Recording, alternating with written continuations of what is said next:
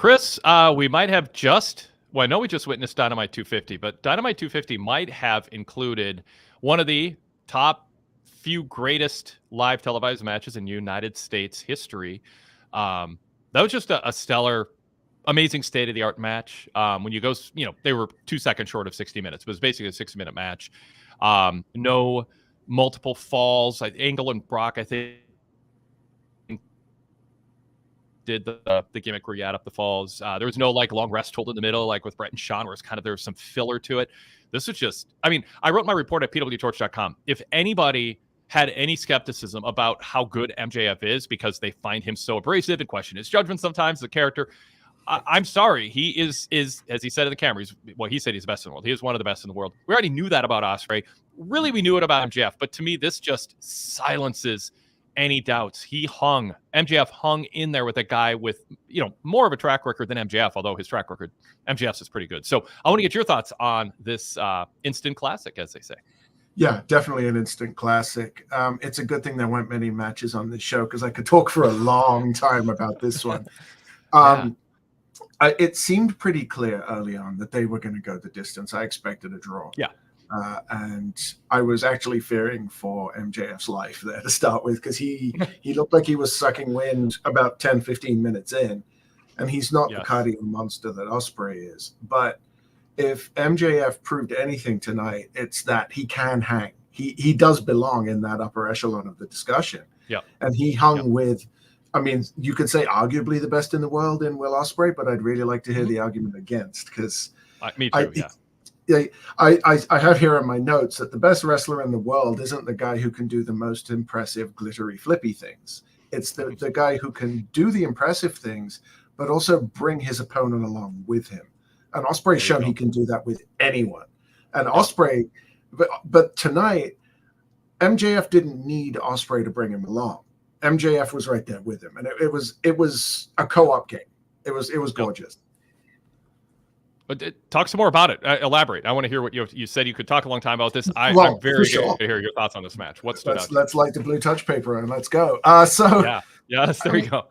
I think to start with, it seemed to me like AEW was going to be fighting an uphill battle trying to get MJF over as a heel. There were still some pretty loud MJF chants for the first sort of 20, 25 minutes of the match. As he wrestled more as a heel, though, and as he just didn't play into what the crowd wanted him to do, those chants sort of died down. And when we got to the finish, we did get those boos. There aren't many people that you could have put MJF against that he would have got booed solidly from start to finish. Probably the only one that would have been better would be Orange Cassidy. But that's not really a top of the card match. You had this amazing back and forth. There was body part selling, which I've been missing for probably the better part of 10 years in pro wrestling. I know that's one of your favorite things as well. There were some parts I could have done without. The fact that they spent 4 or 5 minutes in the audience and then Ospreay rolled back into the ring to break the count. Like, okay, that seems unnecessary. But yeah, it was a match that showed that you don't have to start with 10 minutes of headlocks if you're going to go an hour. It really just wrestle the first 20. In a 60-minute match, wrestle the first 20 like you're going 25. That's how you do it. Don't forecast ahead of time. Same thing with 2 out of 3 falls matches. The first fall should go as long as, with some storyline exception, which is I'm saving my arm in an arm bar. If you get an arm bar submission in the first fall and you want to be able to wrestle the rest of the match, you might tap out a little sooner. But in general, the first fall should resemble a full match too. And this match checked that box in the sense that, Chris, it wasn't formatted in a way where you're like, oh God, for sure they're going a long time. Even if in your mind you're considering that into it.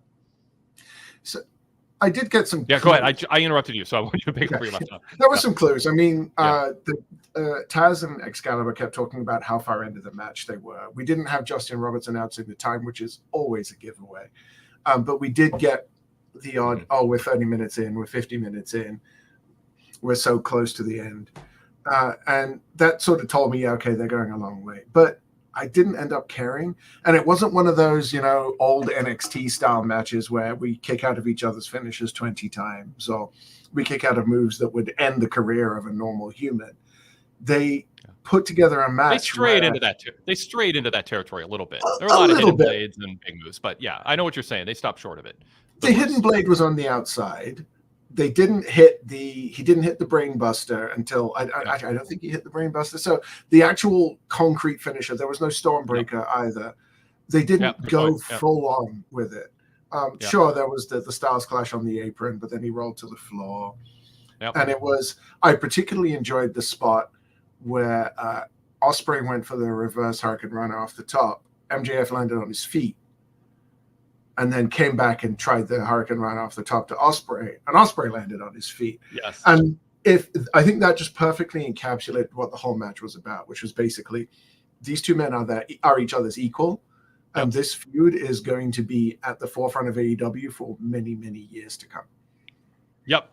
So well put. I love parallel spots. Like when they did that top rope Hurricane Rana thing where they both landed on their feet, I was thinking by design, that's why they did the MJF struts and then Ospreay struts early on, where Ospreay mocked MJF, kind of laying the groundwork for, hey, if you do something, I'm going to do it.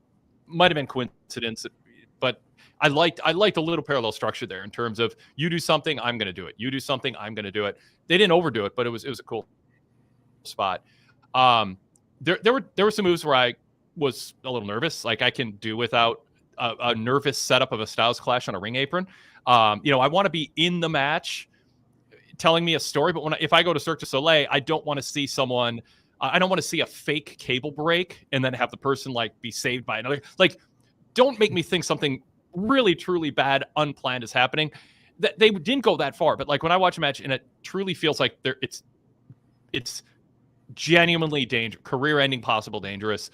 It takes me out a little bit. Again, this walked with the line. They didn't go too far with that, and they weren't pretending on those cases. One small nitpick is just when a referee like backs a wrestler off because their opponent is too hurt. Like the whole point is to hurt your opponent so then you can pin or submit them. Why is there a point at which a wrestler is too hurt to continue? That should be when the opponent gets to pin them or submit them. So I wish that trope got taken out. I wish somebody just kind of reevaluated that. Again, these are nitpicks because this was a amazing, compelling match. But when you go 60 minutes, you're going to have a couple things to quibble about. It looked like it happened twice as well. Once in the ad break when the doctor came out and actually shoved Ospreay's shoulder back in. Yep. And then also, so the first time it happened, I could justify it because Ospreay was technically in the ropes. So the referee is supposed to break the other the opponent away. So I could go with that one, but the one where MJF is just laying there unconscious while the ref comes in and pops Ospreay's shoulder back in, I was like, if he's got a dislocated shoulder, just end the match. Yeah. I'm curious if the timing on that fall went the way it was supposed to. Okay. My initial thought when they rang the bell, and because of the hesitation, was that supposed to happen, or was it supposed to be a draw? And I'm not sure if they were 2 seconds early and the bell was supposed to go off before the 3 count. I don't know if that's something you can chase up. I will. I'll ask around about that. Something like that crossed my mind, but the fact that MJF used a ring to me felt like enough of an excuse for a loss, and the fact that it was 2 seconds before a time limit, and clearly it would have been a draw if it weren't for MJF cheating. It wasn't a like, by the way, points for this, even though you shouldn't get points for this, but you have to because of the history. There wasn't a happenstance ref bump. It was a deliberate ref bump. Like, it would have been so contrived if the ref just happened accidentally to get knocked over inadvertently with 30 seconds left or a minute left. But MJF strategically shoved Ospreay into the referee. He knew time was running out, and it makes logical sense that at that point he would go, I need the referee down so that I can end this before it's a draw with the Dynamite Diamond Ring. So to me, it works as it played out, which is MJF would not have won without the ring. He only had 2 seconds to spare. There was no time to do anything fair and legal, so he had to use that tactic. I think that's enough of an out to protect Ospreay. Not that you should have to protect Ospreay. There's no shame in MJF beating him, other than, like you said, fans like winners who are as good as MJF is and as brash and confident as he is. if MJF beats Ospreay clean in 42 minutes and it's a classic, it's going to be harder to turn him heel. So psychologically, and you can disagree and say, hey, I don't want that kind of thing in wrestling. And we see some people in the chat room saying, they don't want that kind of finish. But it's a style choice by a booker, and I'm fine. And I think you can be successful and tell a good story with a heel cheating to win, even if it is sort of a booker trying to hedge a little bit on wanting to do a clean finish. But if we separate the meta, it does make story. By the way, when this match was made, did you just think, oh, they got to go 60? There's no way they can do a finish. I'm sure you thought about it. We talked about it on podcast this week. What did you think were the possibilities and the pros and cons of different outcomes other than what we saw tonight? I didn't think the match was going to happen at all. I thought MJF was going to take a powder before the bell rang. If he showed up at all, I thought that might be a beatdown angle backstage. I didn't think the bell was even going to ring to start the match. I thought, why would you do this on a show where you already have one first time ever dream match? Why would you do two on the same show? And when the bell rang, I thought, okay, this is going to be a quick finish. It's going to be a DQ. It's going to be a count out because MJF is scared. And then once it started going, I thought, oh no, they're going the other direction entirely, and this is just going to take the full half of the show. Yeah. Okay, let's pause. Let's introduce ourselves in the show. And then what I want to do next, Chris, I want to stick with this match. Other things happen on the show, by the way. Mariah May's promo, we had the main event, we had the setup for Blood and Guts, a learning tree or a TV time segment. So we'll get to, and Mercedes and Nyla Rose. So more happened on the show to get to, but I want to stick with this match. And what I want to do is read through chat room comments, some reaction, what we're saying, and also people giving their thoughts on it. I think this match deserves that kind of attention, so we'll stick with it. This is the Wade Keller Pro Wrestling Post Show for Wednesday, July 17th, 2024. I am Wade Keller, the host of the show, the editor, publisher, and founder of PWTorch, a long-running weekly paper copy newsletter, also available in PDF and text version for our online VIP members. And I'm also the editor of PWTorch.com, our website that has daily news updates, live TV, and pay-per-view coverage, special editorials, a great variety of writers. Great, by the way, great preview articles of this year's New Japan G1 tournament, and much more. So I hope everybody's checking that out every day. It's a great companion to whatever other news sites you go to get kind of latest just bursts of SEO related news and that kind of thing. I'm proud of our team of writers, and I think we have very smart coverage of wrestling. Not a lot of filler and bombast and amateurs doing with amateur takes. I think it's a good crew. So check it out. I think you'll feel a little smarter, a little more well-informed for doing that. We are here talking AEW Dynamite on the Wade Keller Pro Wrestling Post Show. We air live. We stream live on YouTube now at youtube.com/PWTorch. You can find a link to the show in my TV reports at PWTorch.com, or for VIP members, the ad-free version, PWTorchVIP.com. And then you can also, by the way, besides watching our show live, you can download the show as a podcast afterwards on our podcast feed. Just search Wade Keller in your podcast app of choice. Could be Spotify, could be Apple Podcasts, any iOS or Android app. Subscribe to that. While you're at it, subscribe to our Blue Logo show, which features non-YouTube shows like our flagship that was recorded yesterday with Rich Fan. We spent over an hour and a half talking about a wide array of topics, although a big bulk of it was examining the SummerSlam lineup as it's taking shape so far. So check that out if you haven't yet.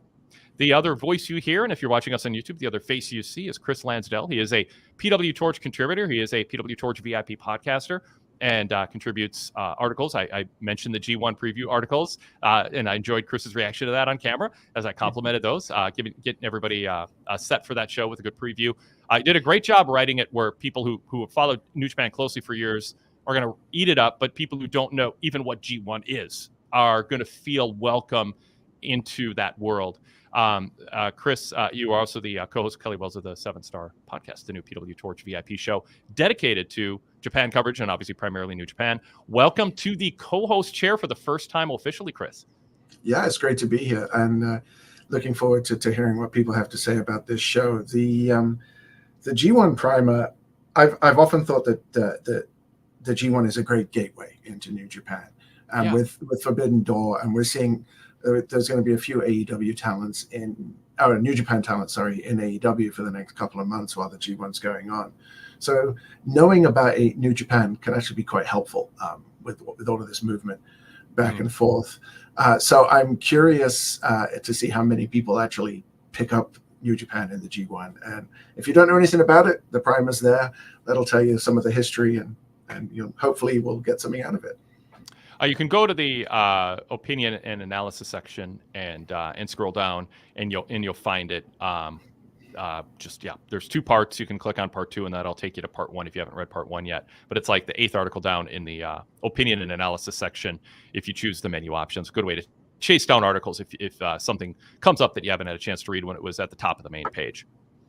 All right. You can participate in our show if you're a VIP member or Patreon supporter. The code is in my TV report and on our Patreon page for Raw, Dynamite, and SmackDown. You can also email us at wadekellerpodcast@gmail.com. And you can also participate in the chat that is ongoing during our post shows.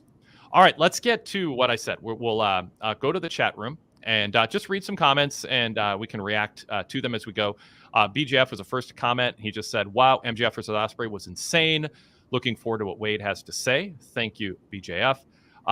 Derek Hubbard jumped in early on and said it was a great match. I'm not sure if they gave me a taste and I want more, a rematch, or they just gave me so much I do not need to see the rematch. So let's pause and talk about that. Move to other comments too. Tony Khan wanted Dynamite 250 to be special. And this was a special match. Let's step back from the sugar rush, the endorphin high of the dopamine rush, I guess, of this match, and go, was it smart to put this on TV in the big picture based on what Derek said? Did they give something away that they could have built to? And did they give, as Derek said, so much of it away?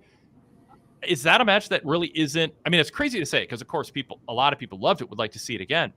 But it would be like watching a shorter version of the same movie that probably can't live up to the original, just given how good this was. Chris, what do you think? That's an excellent point. I think there's 2 ways to look at this. We can't have our cake and eat it too.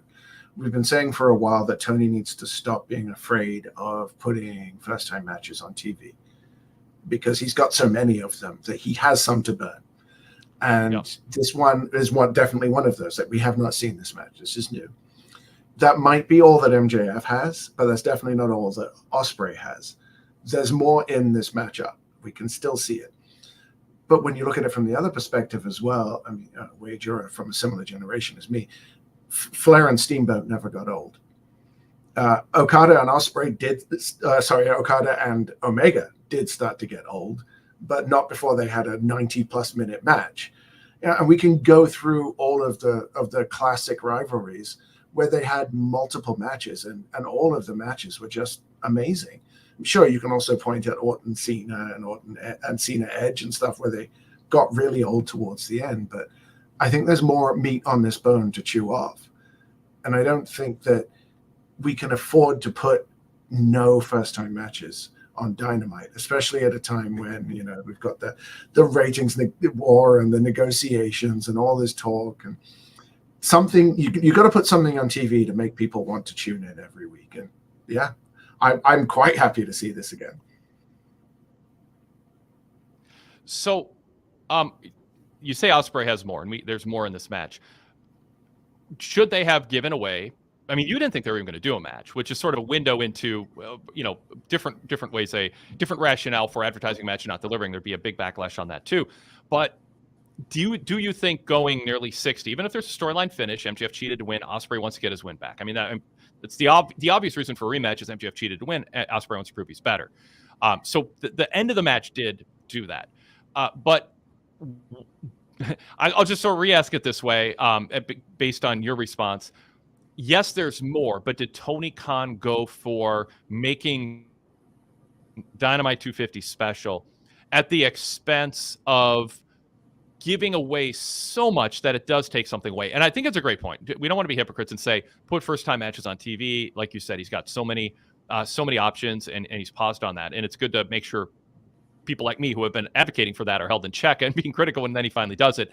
It's not so much they gave the match away. It's going, 59 minutes, 58 seconds, and it's like, how do you top this? But your argument is Ospreay can top it, and they can make it different. And I'm adding to the mix, hey, MJF won by cheating. Ospreay is going to demand a rematch at some point in some circumstance. Yeah, and I do take the point that if you're going to do it on TV, you don't need to go essentially an hour. I can agree with that. This match could have been done with a 30-minute time limit. They could have cut out some of the more, I don't want to call it repetitive spots, but they did repeat a few things. It didn't damage the match at all, but they could have cut that down, condensed the match, still made it an absolute classic, and not left some people thinking, I've just seen an hour of this, what more can they do? I get that. That's a valid position. It's not one I hold, but I can see why you might come at it from that angle. This is Dynamite 250. It didn't feel like it in that arena, but it's supposed to be special. I'm sure we'll get on to the feel of the show later. Yeah. I'm kind of in two minds. My gut feeling is that it was a risk, but I think it's going to be okay. But I can completely understand people thinking the other side of it as well. Let's go to some other comments here. GWFESPN 1992, great handle. Incredible match. MJF carried half the load too. A few MJF spots in the match, like the Roosh match, made me worried he was going to kill himself, but awesome art. Derek added, not only did MJF hang in there, he built up the intensity of the match to the next level. He carried his weight and some of Ospreay's weight as well. Then we have Bandit Jacobs saying it seemed like the only two choices that far in was to either go the whole way or if MJF win. Having Will win would have felt a little flat. What do you say to that? I mean, if Will beat MJF, I mean, you can book a response where MJF is enraged, he's bitter, he has some lame excuse. It could be heelish, he could deny the results and ask for alternate delegate. I don't know. I'm going political. What do you? But I mean, honestly, it would have been a fun thing for MJF to just protest and say that the 3 count doesn't count because of X, Y, or Z, and he's taken AEW to court. You need a heel to complain if he lost because you don't want to define MJF down, and you need it to propel some sort of storyline if he lost. So yeah, I mean, what do you think of Jacob's statement that either Ospreay had to win or it was a draw? I'm sorry, either MJF had to win or it was a draw, because if MJF lost, it's like, okay, we've established the guy who everyone thought was better is better. I think it's a lot harder to book if Ospreay wins. I think you basically have two choices at that point. You either say MJF complains that the time had run out when the 3 count was hit, or you go and don't do the rematch for a year and a half, so that everybody is basically, oh yeah, that was awesome, I can't wait to see it again. Right, and MJF can say, I needed to rebuild myself, or I'm better than you and I always have been, you got lucky. But you can't do that right away. So if they plan to continue this feud, and maybe this is Ospreay's Wembley match, then this was the only way to go. I would agree. Yeah. Okay, so a few more people just complimenting it. Adam Kidd said this was a one-match show, but what a match it was. BJF says MJF proved himself tonight. Zach Barber, PWTorch contributor, said this match was incredible. Adam Kidd said, I loved the finish of the match as well. Now, something we brought up earlier, Steven Adornato says, why were they allowed to fight outside the ring for 10 minutes and then they were teasing countouts later in the match? The lack of logic killed it. How big of a problem is this in AEW compared to other promotions today and in the past, the inconsistency of that? And is it worth the trade-off? Is it irrelevant nitpicking, or is it relevant nitpicking, but nobody's not going to want to watch who notices that, so let's just do it? Or do you say rein it in a little bit, be professionals, and stick to a structure that holds up to scrutiny? This is a comfy fence I'm sitting on today, because I'm going to go, it depends. There are some times where something like that happens and I go, that's just annoying, and it's completely taken me out of it. I think I'm a little less on that side of it than you can be sometimes, but the count out thing didn't bother me as much as, why am I breaking a count after just brawling through the crowd for 5 minutes? That's the sort of thing that like just doesn't make a lot of sense to me. Now, having said that, most of my watching of wrestling these days is New Japan, where the referee doesn't even start counting until somebody's been hit over the head with a chair 8 times. So the consistency it comes at it from a little bit of a different angle. That's what I asked. Yeah, it's not just if we pick on AEW, it's not. It's just because we're talking about AEW. It's not because they're the only offender. Yeah, and AEW, they tend to do these things because they think nobody will notice, but at the same time, they also think that they're booking for the sickos, whoever they are, and that tends to then mean that these are the people that pay closer attention to these little things, because for the most part, they're hardcore wrestling fans who've been watching very closely for a very long time.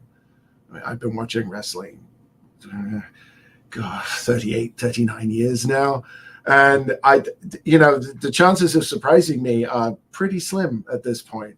My son is to the point where when I'm watching wrestling with him, he says, "Can you just not tell me what's going to happen right before it happens?" Because I've just seen it. I can, and I'm sure you can do the exact same thing. It's like if you watch horror movies all the time, and then someone starts watching the genre, and you're like, "Oh yeah, the whatever." I mean, all the cliches that Scream made fun of, yeah. And it's fine though. Like that's the business, and it doesn't hurt my enjoyment. So yeah, I live with it. Yeah.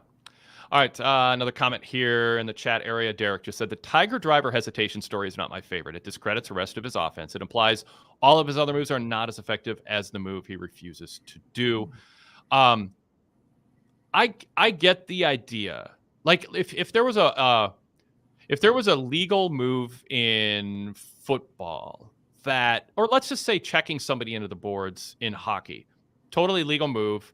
They regulate how many strides on the ice you can have before you hit someone. You can't do it from behind. They have to have the puck or have had it within a second. All kinds of rules. I don't even have them all memorized. But let's say somebody does it legally, but they actually end a career with it. You could imagine that person being less of a effective checker, defender, whatever, if they have the trauma of ending a career doing it. I think that's a legit sports story to have, even though it's legal. So I don't agree with Derek's framing of it that it says other moves are less effective. What I think it means is Ospreay wants to win, but he doesn't want to end careers. And this is a move that is so effective at winning, it also can extend at any career. So that's my take on it. Chris, I'm curious for yours. I don't like the storyline, but not because of the reason that Derek quoted. To me, it's more that he says he's never going to use it, but he seems to be tempted to use it an awful lot. And you think by now either he would have given into that temptation or it would have diminished somewhat. He's still attempting the move. He's still setting up for it, and people are taunting him with it. And I don't think it's a big enough storyline to make it such a focal point of so many matches. It should be the sort of thing that only really gets brought out once or twice and only in really big spots. Like in the match with Swerve, it made total sense because he's trying to be the world champion. He should be trying to break out everything in that match. This didn't feel as important as that, and it shouldn't be. We can talk a bit about titles in AEW in a bit, but to me, that storyline shouldn't be a focal point. It should be the sort of thing that gets brought up, and then they try to make you forget it until it needs to be relevant again. It also is a type of storyline that feels like we are setting the stage for an escape hatch, so we don't have to do a finish. That we have a situation where Ospreay's going to lose, but he's going to lose because he hesitated, because he decided he couldn't do a move that would have won the match. And so you're basically letting people know, yeah, we've got this card and we're ready to play it, or we have it, we can play it at any time, so prepare for it. And it feels in a meta sense like you're creating an excuse ahead of a finish that would be less than satisfying for a lot of people. But you can't have a clean finish, Wade. Come now.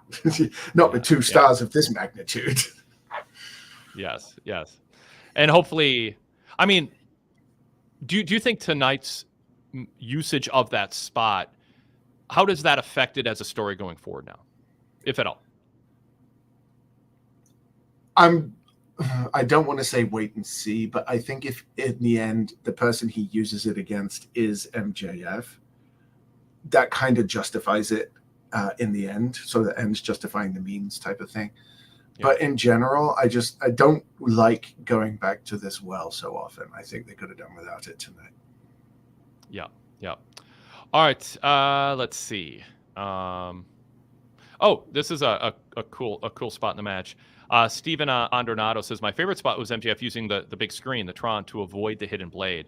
I thought that was good. Shivani was like, oh, I thought maybe he just heard footsteps coming. But you could see MJF look up at the, like he was kind of looking up as where the screen would be, even though we didn't see the context of it. We could kind of infer it or imply it infer it. And so it was taking, and that's been done in wrestling before, not a ton, but it was great because it explained his perfect timing. And this is a match I think a lot of people ought to watch back again, just to appreciate. Like, to me, I mean, you're wrapped up in it, and your mind is like, oh, when is this going to end? Oh, is this guy going to be okay? Like, there's a lot of things that go through your mind on the first viewing of a match.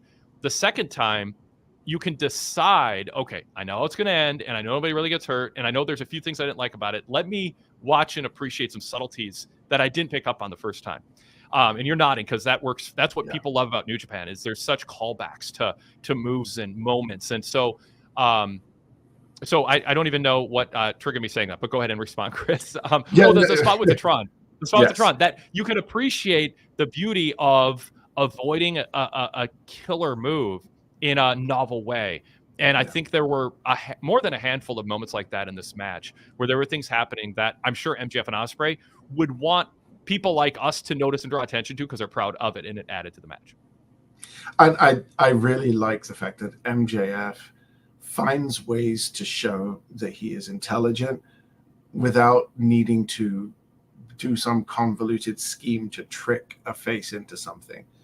He wrestles with his brain in the ring, stuff like this, like dodging a move using the big screen in the arena. Genius. But it's been done, but it hasn't been done often enough that a bunch of people aren't going to go, wow, that's an innovative spot. And I love how those little nuances, like you said, pop up in AEW from time to time. There used to be a column on a website that I used to write for called Hidden Highlights that ran weekly, where they would pick out this from all of the shows all week. It ended up finishing because it was just way too much work having to watch the shows 4 and 5 times to find them all. But it was a really interesting column while it ran because they picked up on stuff like this. They picked up on the fact that, like, for example, Brian Keith looks like he's doing a live action role play of a sheriff in a Wild West RPG. That's the sort of thing that you would see popping up in this column. And sometimes they would pick up on things that were being planted as a storyline. Another great example is with Bray Wyatt's puppets that were showing up in the background on Raw for weeks before he made the Firefly Funhouse a thing. And I love it. Like, it really rewards people who are paying close attention. Absolutely. Okay. BJF says Godfather 2 was better than The Godfather 1, so Ospreay MJF 2 will be epic. And Derek Hubbard says, I am leaning towards I would pay to see the rematch at All In. On the flip side, I would hope so. I mean, even if you think they left it all out there, these are two great wrestlers, and they'll tell a great story again. On the flip side, Swerve and Okada was fine, but it did not excite me to the point of longing to see it again. We'll get to that. I want to stay focused because, of course, there's only about 5 things to talk about on the show. There's one major one. We'll get to the other ones, but let's stay focused on the thing that took the first hour, 5 minutes of the show. Let's see. I want to pull up another comment. I think I started. Well, anyway, this is super chats, people. No, you'll definitely stand out if you do that. I want to get to the key things here. There's a lot of activity going on. Okay, here it is. Lady B chimed in and said, all I know for sure is the little girl who chopped MJF is going to be the coolest kid in Little Rock all week. Now, I hate to rain on a fun moment, but I need to learn more about how that happened, but that shouldn't happen. There shouldn't be anybody touching wrestlers. Patting them on the back. I did that as a kid as they walk by. But when you fight in the crowd, fans should stay away. You don't start hitting someone. And Ospreay looked pissed. Like, get away. You're going to get hurt. Because it's what's that? Like a 9 to 12-year-old girl, somewhere in that range, probably age-wise. The mom, it seemed like it was her mom, guardian, older sister, or not, whatever. There's an adult woman next to her who seemed okay with it. MJF, of course, stayed in character, not a shock, and gave the girl the middle finger. Excalibur at first laughed, which I thought was bad judgment, but also an understandable natural reaction to the moment. But then he quickly caught himself, like within a second, goes, hey, fans, you can't be doing that. So I'm hesitant to join in praising this as Lady, saying, she's going to be the coolest kid in Little Rock. It's a factual statement that's probably true, but I don't know that I want to draw a lot of attention and celebrate it because I think it can set a bad precedent and somebody could get hurt. Chris, what do you think? It's interesting that you thought Ospreay looked pissed because to me, it looked like he was inviting the kid to do it. Really interesting. I thought he was like waving her away, not waving her away. I might have to watch it back just to confirm. Yeah. But I was shocked because sometimes you'll see something like that in the front row and it's like a family member or a close friend that it's been set up ahead of time. But this was well up into the crowd. It didn't seem to be anybody that we've seen before. It was just a random kid in the crowd who was allowed to, obviously ineffectually, lay some blows in on MJF. Nobody was really going to get hurt. No, it wasn't really going to hurt, but it might open the door if we praise her and make her famous for someone who could hurt someone or throw someone off balance, trip a wrestler walking down the stairs who got under their skin. I mean, just whatever. And then interesting that MJF flipped the kid off while her back was turned. I'm not sure what the reaction would have been had the kid been looking. I think it's an interesting contrast as well. Recently, I've been seeing an awful lot of clips pop up of Cody getting kids out of the front row and doing his entrance pose with them in the aisle or bring them into the ring and giving him his weight belt and just showing he's the greatest babyface in the history of professional wrestling, essentially. And then you have Ospreay and MJF doing this. It's an interesting contrast. And I know a lot of wrestling fans of my vintage and probably quite a bit younger would much prefer to be able to lay in some shots on a guy than do an entrance pose. But there's a reason we're not allowed to do that. And I just, while you're talking, I queued up Ospreay to do research live on the show here. Ospreay totally set up the spot, and I missed it the first time. Even though I rewound the spot, I didn't rewind far enough. He actually encouraged the girl to do it before she did it. So at 100%, he was not discouraging it. But if you watch and you imagine me not seeing that part, there's a frantic moment after it happens where it looks like he's kind of waving her off or going like that. I interpreted as, no, you shouldn't be doing that. But he literally encouraged her to do it. So I would just go, let's not encourage fans. Even if it was a friend of the family, it goes back to when in this WCW do this sometimes, WWF probably did it too, WWE did it too, where a fan would run into the ring and it would be a planned spot, but it would. I'm like, you can't do that because you're going to encourage other fans when they get a few drinks in them or they just want to get attention to be on national TV to do it also. I just think it opens a bit of a Pandora's box if you start making stars out of fans who literally get physical with wrestlers. So I would say, and I'm curious to talk to people in AEW what they thought about that, and if it was a friend or a planned spot with someone in particular, or Ospreay just winged it. But if I were a promoter, I'd be telling Ospreay, don't do that, and that was bad judgment. I wouldn't be surprised if he's getting a bit of a chewing out in the dressing room right now. Yeah. Ramen Noodle says, I get Wade's apprehension. You can't trust people these days. GWF ESPN says MJF threw a drink on a fan a while back and it was a big deal, so I assume he is as cautious as anyone these days. He threw a drink at fans tonight, didn't he? I caught the tail end of him splashing. Yeah, multiple times. So, then let's see. Derek says, I thought he held MJF's arms back and invited her to do it. I think he even slapped hands with her after the move. So, again, I'm typing up the live report and I did rewind this and I just didn't. I'm glad I went back and rewatched it because I wanted to, especially with you having seen it differently than me, I wanted to make sure. There's a clip online from the mom's phone. It looks clear to be a planned spot. So again, if it's a planned spot and Ospreay had a pre-approval, it's not on Ospreay. I would still say, with a different framing of it, let's not encourage that to happen. We don't want to make fans think they can get famous by hitting wrestlers. I just think that's bad judgment. Yeah, I think it's worse at that spot in the crowd as well. I think if you're going to do a planned spot, people expect that to be front row. So the further up into the crowd you do it, the more people are going to think it was just a random thing, and they're going to think it's okay for them to do it themselves. Now, normally when the wrestlers are in the crowd, there's security everywhere. So it might be a bit more difficult, but we don't even want people trying. because people be crazy, man. You don't know what they're carrying. You don't know what could happen. Exactly. Yeah, I know. No, totally. I mean, we think we're in a different era now when it comes to, wrestlers getting stabbed with knives and stuff like that because people, see it as more of a show. But just takes one person who's disturbed or is young and thinks they're going to, I don't know. I mean, all kinds of things. So, ask Sonya Deville. Yes, exactly. James in the chat room says, this match made me feel like a wrestling. I'm sorry, the match that made me feel like I'll get this right. The match that made me a wrestling fan was John Cena versus Shawn Michaels in the 1 hour classic on.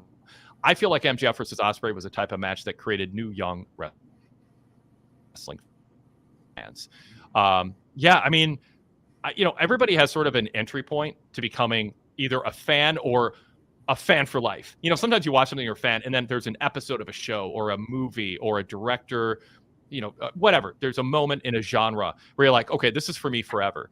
And I could see that being this match for some people. And I can also see it helping AEW in the sense that some 60-minute draws, there's been an argument that, the audience doesn't have an attention span for a 60-minute draw. And frankly, a lot of 60-minute matches or matches that go even 30 or well close to 60 are ones that are going to turn off some people. This was a match that was pedal to the floor in a good way. Like not pedal floor, like just nonstop spots and kicking out. Like sometimes there's matches in AEW that feel that way. Young Bucks matches where it's just bang, bang, bang, bang, bang, bang, bang. It's like, okay, now they're headed to the finish. It wasn't 60 minutes of that. There was psychology. There was selling. There were moments when they were both down and were slow to get up. The pacing was fantastic, but it was never not dramatic. It was never boring. I can't imagine anybody watching this going, okay, let's move on. Let's get on to the next segment. I just don't know a match this good with these two stars of this caliber in this environment. Anyone would feel that way, Chris. So I think this is a type of 60-minute match you can get away with. And I agree with James. I think some people decided pro wrestling is something they're a fan of forever because they don't want to miss a moment like this again. So the cynic in me wants to say that young wrestling fans would absolutely get bought in if there were any watching it. And that's the real hurdle that AEW has to overcome. Yep. Is anyone watching the show who isn't going to tune in every week anyway? And it maybe this is something that shows up in the +7 numbers where people say you need to go back and watch this. Yeah. And then that will cause the buy-in, because this is, like you said, it's a classic. There's something in this match for everyone. There were points where I felt, wow, this is starting to feel like a long match. But I've seen long matches. Like Michaels and Brett in the Iron Man is probably one of the most overrated matches in wrestling history. Not that it wasn't good. Totally. I agree. But it's boring. I rewatched it. I rewatched it. It was years ago. I rewatched it and I was like, yeah, this, and Owen Brett, and I mean, the cage, it was, I mean, there's been matches that were like, I'd be interested to go back and watch Kurt Angle, Brock Lesnar on SmackDown, because they went 60, but it was a cumulative, it was 2 out of 3 falls or cumulative. I'm trying to remember the exact format, but I love that match. And I thought it was Iron Man there. Yeah. Iron Man's the word I'm looking for. Yeah. Not 2 out of 3 or cumulative falls. Yeah. Iron Man. And I love that match, but some people thought, no, I thought I overrated it in raving about it. So it'd be a match, but it was different because it was to amateur wrestlers who legit badasses telling a story that was different than what you normally saw and going along with it. I love that one. There's anyway, that's a whole other show to talk about 60-minute or near 60-minute matches and the pros and cons of them. But this was, this is going to, any sane person is going to have this in their top 5 60-minute matches of all time. I mean, there's some that, there's some competitors, but this has to be in it. I mean, it just was state of the art and awesome. All right. Darrell is one of the people who is maybe the only person saying it, who's down on it. He goes, Darrell Freeman says, wasn't a good match when it comes to telling a story. So you go an hour, kick out of everything. Now you have to go to an extreme level, because why would a 30-minute match mean anything but less than? But yeah, Chris, respond to that, because this wasn't.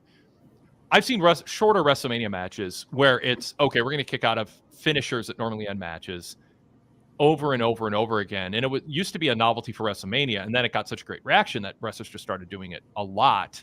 And And so the bigger the stage, the more likely you are to kick out of what is typically a match closing finisher. And I don't like the logic of that. And I think it's almost cheating a little bit to just pile one spot like that on one kick out like that on top of another. I think you just become numb to it. I didn't think this match went there. I agree. I thought they were pretty restrained, especially given how AEW can be, how they tend to go with this sort of thing. Yep. There are ways you can make the follow-up a shorter match without it feeling like it was a lesser match of this. And to be honest, what's wrong with it being less than? There's a lot of room for a match to be worse than this and still be really good. But you could have either man just go hit a finisher, pick him up, hit it again, and get the pin. And nobody would think that was somehow less damage than some they took in the 60-minute match, because it's 3 straight finishes. Yeah, there's ways you can do it. I mean, we've been watching wrestling long enough. We know that there are ways out of pretty much every situation. I get the perspective of what comes next. Like we talked about that earlier. You know, how do you follow this up with a second match? I'm not concerned about it until I see what that second match looks like. I'm confident they can do this again. You know, I would argue some of the shorter Ric Flair Steamboat matches were better than the longer ones. Now, it's a new era, and MJF and Ospreay are better at filling 60 minutes than Flair and Steamboat were with all due respect earned by Flair and Steamboat in their prime. This is another era, and you know, the era we're in, I think it's more conducive to 60-minute matches. I spent my whole childhood reading wrestling magazines talking about 60-minute draws, and I just so badly wanted to see one in person. But you know, and I saw Dan in person go 60. It was amazing, but it wasn't this, to be honest. This was better. Okay, a couple things on follow-up, and then we'll hit on some other topics here and actually get to our video callers. Derek added, let's see. This would be the ultimate coronation moment for Ospreay. It could be his finish the story moment. And he said it would be character consistent for MJF to avoid the rematch at all costs for the next year and build up the match for a year. So the next time they square off, they have the ultimate prize on the line. And Ramen Noodle said MJF's bag is insanely deep. He's got more. So yeah, I mean, I suspect, Chris, strongly that they already in their mind kind of have a timeline for when the rematch happens and why. And there's different ways you can tell the story, and it can be MJF going, I got to win, I'm not giving another shot. But if Ospreay's champion and world champion, and MJF wants the world title, MJF can say, I beat you, I want a rematch, rather than I already beat you, you don't get a rematch. So there's ways to frame it and set it up. I don't want a finish the story moment to be for the international title. I don't even know if the international title is more than or less than the TBS title or the Continental Crown or whatever the 17 other belts are that I've forgotten. So I think any moment like that where you're trying to make it a big deal has to be for the world title. Has to be, plain and simple. So in order to make that happen, you have to give MJF the world title again. And then you have to have Ospreay build his way up to it and beat him for it. That's not going to happen this year. I don't see a world where Ospreay wins the world title and it's not at Wembley. I think that would be a huge error in judgment. Yep. So the timeline works for me to be next year's All In. That maybe MJF does dodge him for that year.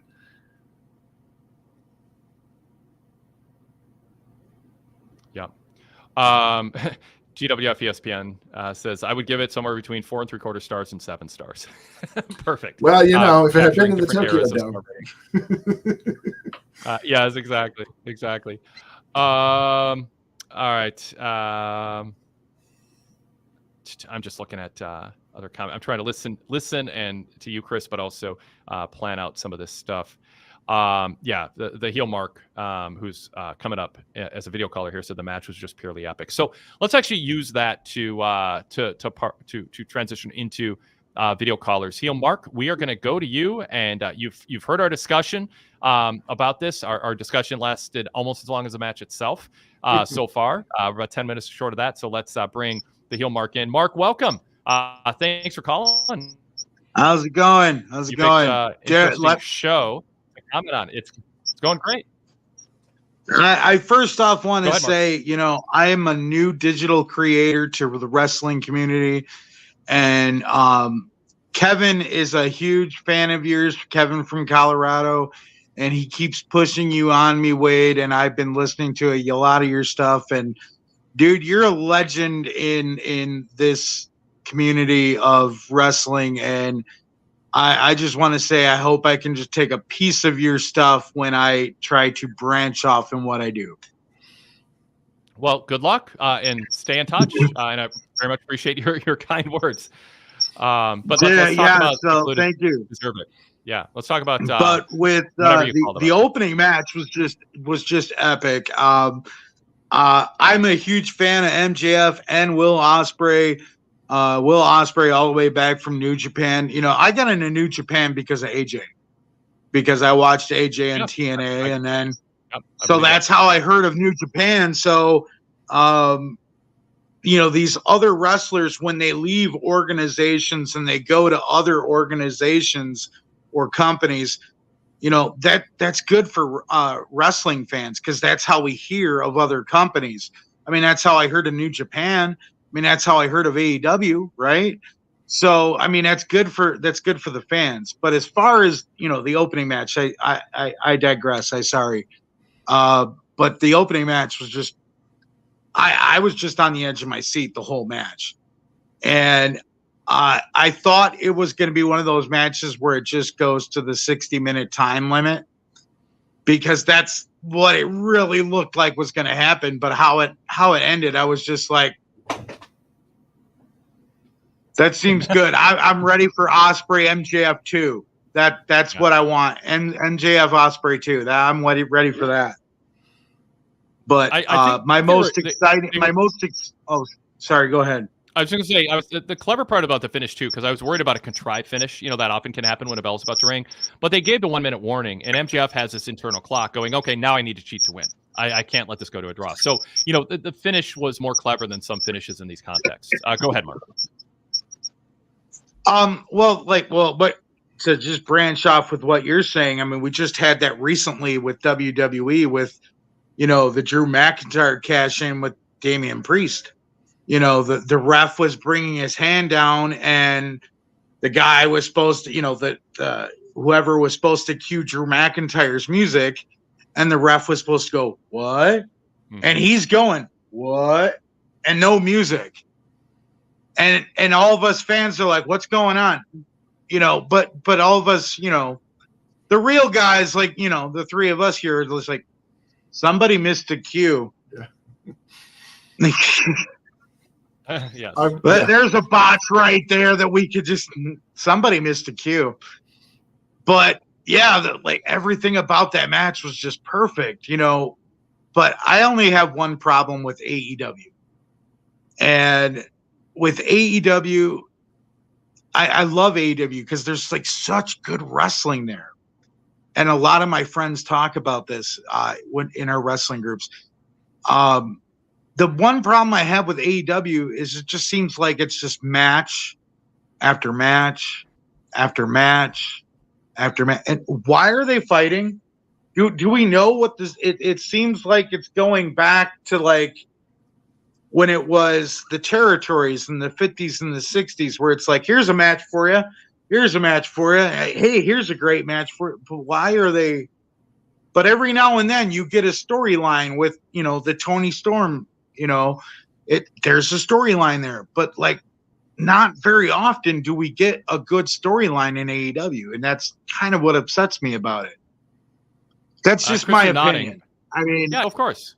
It's you're so Chris, you're nodding along to that. Do you think AEW is getting better in this regard? I think like in the last few weeks, I mean, I think they're hitting a stride that hopefully leads to some change in viewership numbers being at a water level that's lower than they have been in a while. I mean, to me, I think they've improved in that regard. You know, Zach Barber was talking about the Mariah May, Tony Storm storyline, and that's been, you know, clearly plotted out over the long run. So anyway, Chris, your thoughts on that? Where do you think they are now compared to average, and do they still need to get quite a bit better? Yeah, and I have this discussion a lot actually with a couple of friends of mine. If great wrestling matches was all you needed to have a successful wrestling promotion in the United States, Ring of Honor would be the most popular promotion in the US, and it never would have changed hands twice.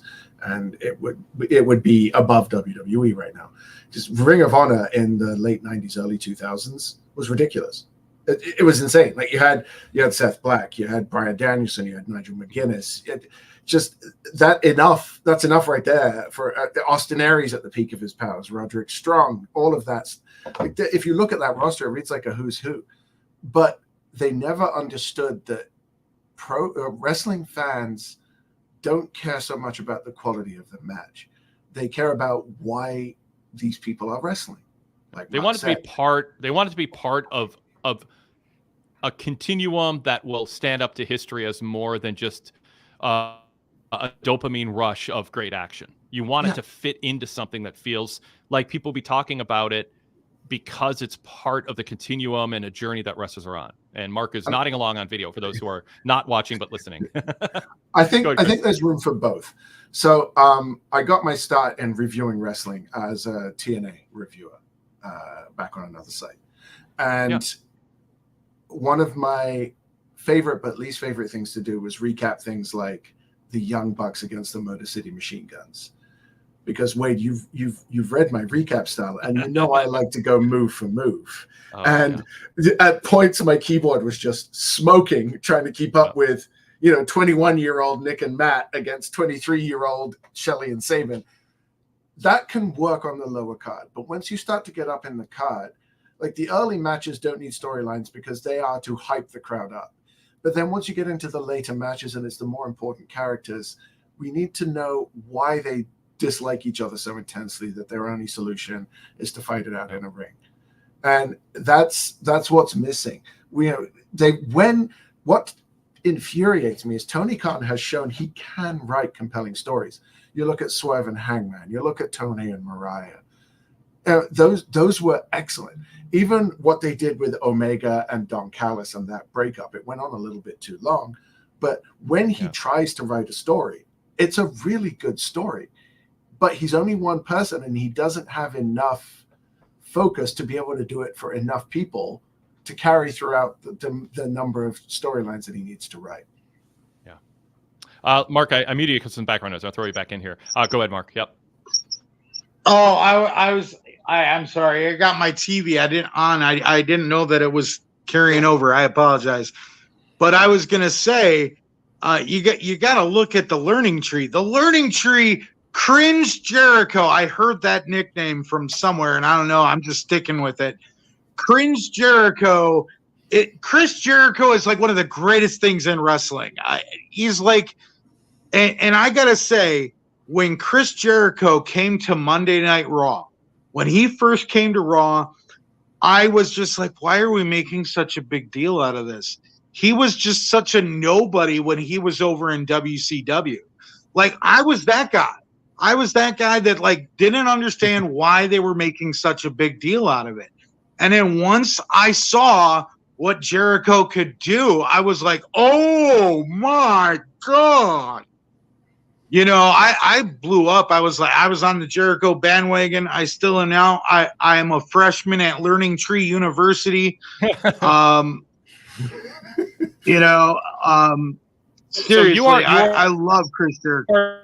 The people who drive, you are the one. You're the type who actually drives people who hate the learning tree nuts because you are encouraging it. Oh, dude, that's why they call. That's why I go by the. That's why I go by the name the heel mark, because literally Kevin gave me the name. Okay, my real name is Frankie. Okay, but literally whenever there's like a heel turn, I mark out like crazy. Like, literally, it's like, oh, dude, did you just see that heel turn? Oh, my God. And so, literally, he's like, dude, you're a heel mark, dude. You love all the heels. You're heel mark, like, totally. So, Kevin gave me the name, the heel mark, and I'm just running with it on my Instagram page. I make reels all the time there. One more thing that I really want to say, and then I'm going to hop out of here and let you guys keep doing your show. I've been battling with multiple sclerosis for 15 years. Okay. I am a 4-year, I was in a DV relationship for 4 years. I am refining myself. I am a survivor. I am a fighter. But ever since about a month ago when I got introduced to Joe Hendry, I got to tell you, that man has relit a fire under me. I know. I'm telling you, man, he gave an interview that I listened to in a podcast. And I got to tell you, I guarantee you 1,000,001 people probably made this statement to me. But he made a statement where he said, I live each day. Like if I look at today and I think I'm doing better today than I did yesterday, then I'm doing really good. And I live my life by that now. And seriously, like Joe Hendry has shared like one of my reels. He's commented on it. I'm like, I'm trying to get him to follow me back. But I believe in Joe Hendry.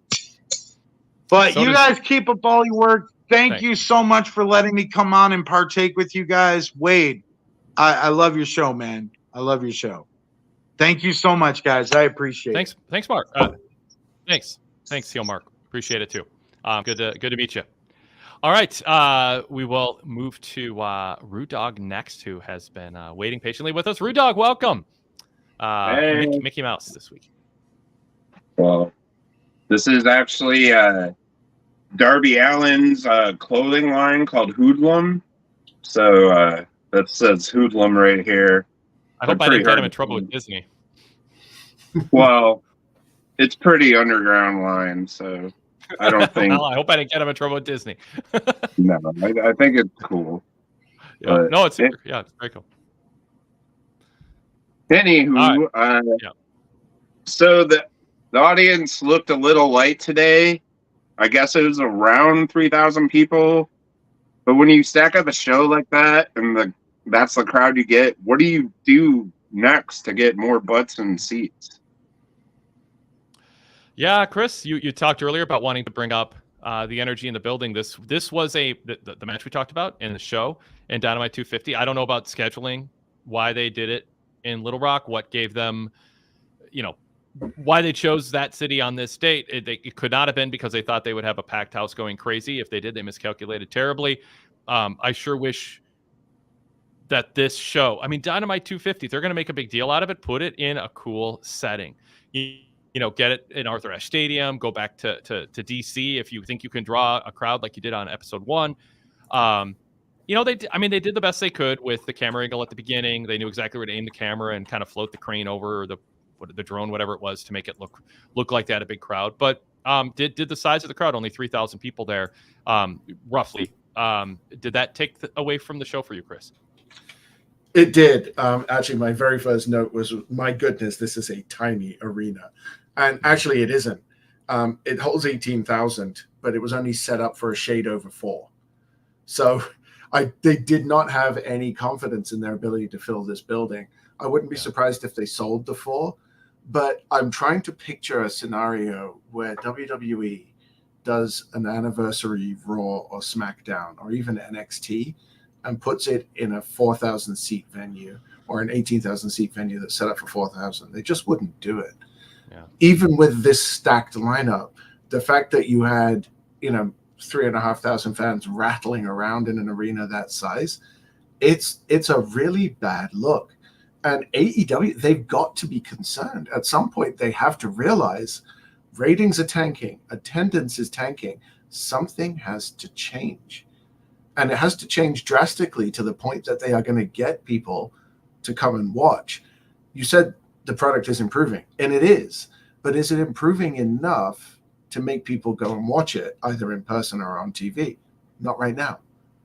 So, yeah, that arena was small. And it's a real shame because they missed, probably one of the best TV matches you're ever going to see. Yeah, you said it well. I was trying to think of, I just would underline this was a show that deserved to be in a market where they knew they could draw more fans. And 3,000 plus or 3,000 give or take. I guess what I was going to say is I don't think the average person at home is sitting here going, "Oh, this arena seems small and empty and cavernous and echoey," and all. But what they are, it's more the absence of a big show. that big show vibe was the MVP and the you know, whatever the whatever sports cliche for the fans adding an extra player to the field or the ice or whatever. It carried AEW during some rough booking stretches early on, or, you know, shows here and there where it was like, you know, the gloss wasn't there. You know, I was harping on a lack of elbow grease, or it was just point a camera at the ring, throw wrestlers out there, do moves, no context. I was critical of aspects of the show that were weak, but the crowd was so into it. It carried and made wrestlers feel like stars who hadn't been properly introduced to the audience yet, or were just new. And they just don't have that advantage anymore. And I think that's part of the drop in ratings. I know the other thing I was going to bring up is I go back to my original criticism over a year ago when they announced Collision. Yes, it's about TV rights fees, but how hurt is Dynamite? Because they are burning out markets by going to roughly twice as many arenas per year. And then you have so people are being asked, they're either running in smaller buildings for Collision than they would have otherwise, or they're running in buildings more often because of Collision, and it burns out the crowds. You don't have that built-up anticipation like there was during COVID I can't wait till AEW comes to my city. So there's side effects to all of this, plus just Collision feels minor league relative to Dynamite, and it makes AEW feel weaker. And I'll go back to Paul Heyman saying he'd rather draw 3,000 with people turned away than draw 5,000 in a 15,000 seat building. You want and I'm paraphrasing roughly, but he's like, you want turn away crowds in a venue you can sell out. You don't want to have a 1/3 filled building, even if you're turning away people who would be willing to pay. And AEW is chasing hours of ad revenue from a TV deal, but in the process, watered down their booking, their wrestlers. Tony Khan is more burned out. The product feels less must watch. And I think the biggest thing, and I said it, and I'm quoting myself in essence here, but I thought the biggest negative to Collision was going to be that they just don't have the fan base to support 2 live events per week at major arenas. And by definition, Dynamite would end up looking more minor league, less of a red hot product. Other factors contributed, but I think that was almost inevitable. Maybe Tony would say, hey, we didn't know this thing with CM Punk was going to happen, and if we had kept him, things would have been fine. So, you know, maybe but what happened, and it was a risk, and I think they're paying the price, and tonight is an example of it, as Rudog brings up. Chris, you want to add anything? A couple of things. PWG basically exists still because they live by that Paul Heyman mantra. They could move to bigger venues, but they don't want to because it's a hot ticket. And they know it's going to sell out every time. Yep. So they don't need to do anything different. The Collision thing, it lost its raison d'etre, right? Like CM Punk went away, and now why does the show exist? It's AEW Dark, but it's on TV. And Rampage, I don't know anybody who watches Rampage anymore, except people who have to for a website. And, hi, Patrick. You know, I live in a place where we get 0 live wrestling. Wade, we've had this conversation before. For me to go to any wrestling show requires at least a 3-hour flight. I can't drive. I live on an island. So the idea of living in a city that has a wrestling show that's half an hour away and me not going is completely alien to me. But I get it. Like, I've got a friend who lived in San Antonio. There was a Dynamite in Austin, and he said, yeah, I'm not going. And I almost went through the phone to him. Because I'll go. And to make it worse, he's an active service member. He would have got in for practically nothing, and he still didn't go. Mm-hmm. So they can't even give away tickets to loyal fans who are 2 hours drive away on a discounted price. So, Rudog, no, valid points, man. Was the Inoki Saito match on your island, Chris? No, not quite. No. I don't think either of those. People can Google that if they don't get the reference. Yeah. But if Tony just runs out of buildings that for no one is going to shows, he can just go to your island and you'll be there. And so it'll be a 6,000 seater. We can fit 6,000 in. I don't know if you'd fill it. That's the problem. Yeah. You'll be there, and you'll be glad to chop MJF's chest if encouraged by Ospreay. All right, Rudog, back to you. Well, I don't think you have to do it all the time, but I think it'd be a nice change of pace for, like, instead of going to these cavernous arenas with like little to no people there, they go into like a theater setting where there's like, 3,000 to 5,000 people, like seating arrangement, and just have it like just the same type of feeling that Dynamite had when it first started, where people were just like going crazy and just like having a blast. And then you see this on TV and you see these people like, and it's a hard ticket to get now. And it's just like, wow, whoa, I got to check this out. I think that would actually help out, honestly. Yeah. Yeah. agree. Go ahead, Rude Dog. All right. So next, the claim is in Blood and Guts. I'm not too excited about that. It kind of seems like throwing cold water on an already cold match. What do you think about the Blood and Guts match for next week so far? Chris, you're shaking your head. But Zach Barber wrote about this in his AEW Feud Tracker today on PWTorch.com. Either it's a great primer, especially for those of you who might skip a week of Dynamite, don't watch Collision, just want to refresh because Dynamite is unlikely, not for sure not, but unlikely to give you a recap and framing of things. Zach does a great job. It gets me warmed up for Dynamite to proofread it and edit every week and get it posted on the site. So shout out to him for that. And he was like, yeah, this Blood and Guts feels like, oh, it's the season we do Blood and Guts and they're patching a match together. Doesn't feel like there's a feud going on here that demands Blood and Guts. Chris? Yeah, there are two people on the AEW team that I think belong there, in Darby Allin and Swerve.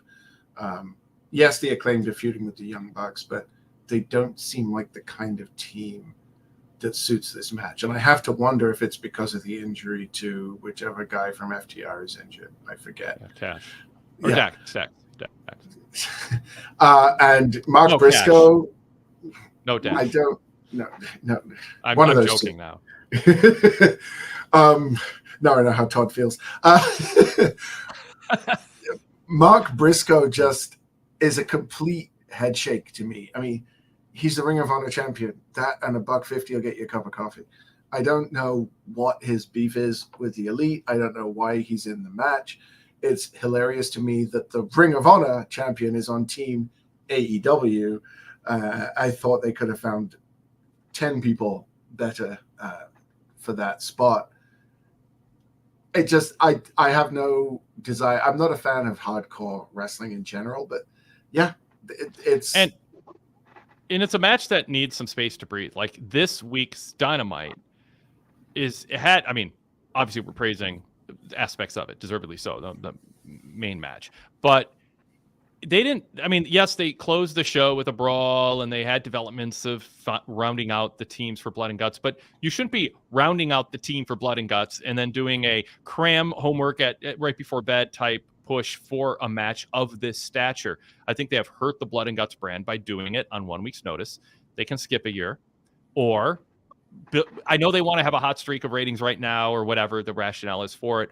But I would have waited a couple of weeks and created more of an organic reason for this match to exist and more hype for it. I mean, so much happened on this show. They only had about an hour and change after the first match was over to fit everything in that they had advertised. And obviously it was formatted that way originally and they knew how long the match would go.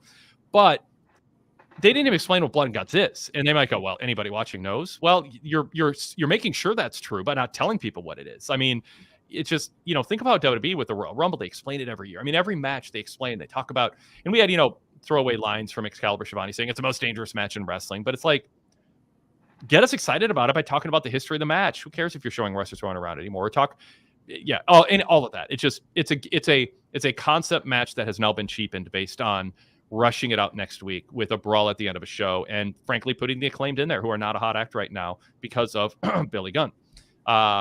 Among other things. Yeah, but there's other things like Max Caster stalking MJF and doing too much comedy and whatever. I mean, I'm fans of Max and Bones, but this has not been a good year or two for them compared to where it was once. Root Dog, back to you.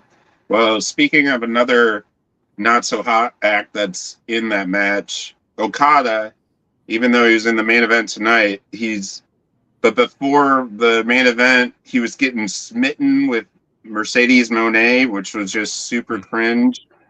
I mean, what is going on with him? Like, I know when Nakamura went to WWE, people thought he was just like taking it easy and mailing it in, but this seems next level to me.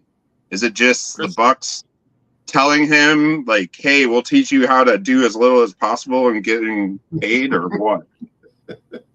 Chris, I've talked a lot about Okada on various podcasts. I want to get your take on, specifically tonight with being smitten with Mercedes. I mean, he did a good job wiping sweat from his brow and acting like he was going to faint. I mean, it's not like he's bad at camping it up, but did they really pay Okada what they paid him to have him be a camp sidekick to the Bucks? What do you think? Can he just go back to saying bitch again every week instead of this? Please. Listen. We need we don't want Carlito to show up, and never mind. No, that's the end of that sentence. We just don't want Carlito to show up. I'm a huge Okada fan. I kind of have to be, but I've been told through a couple of people who I know who have some contacts in that camp that he wants to do this. Yeah. That he wants to show that he is more than just an amazing wrestler. He wants to show some comedic chops to give some more depth to who he is as a person. One of the things we've criticized AEW for is bringing in these insane wrestlers and then expecting that to be enough. And to contrast that, what WWE does to their detriment is they bring people in like an Okada, like a Nakamura, and they make them do this comedy stuff before giving them a serious storyline. It's almost like they're testing them. Can you handle this awful gimmick? Can you handle being the sidekick or Keith Lee's manager or something along those lines? They take an amazing wrestler, they give him an awful gimmick to test them, to show that they have the character chops, and then they elevate them. And I think Okada is sort of playing both ends here, and he's going, if I decide not to re-sign when my initial contract is up, doing all of this will show WWE that I can function in their system. But if I stay here, it gives me practice speaking English. It gives me practice with comedic timing. It shows that I am more than just a rainmaker and a pretty dropkick, which, I mean, anyone who watches New Japan knows that he is.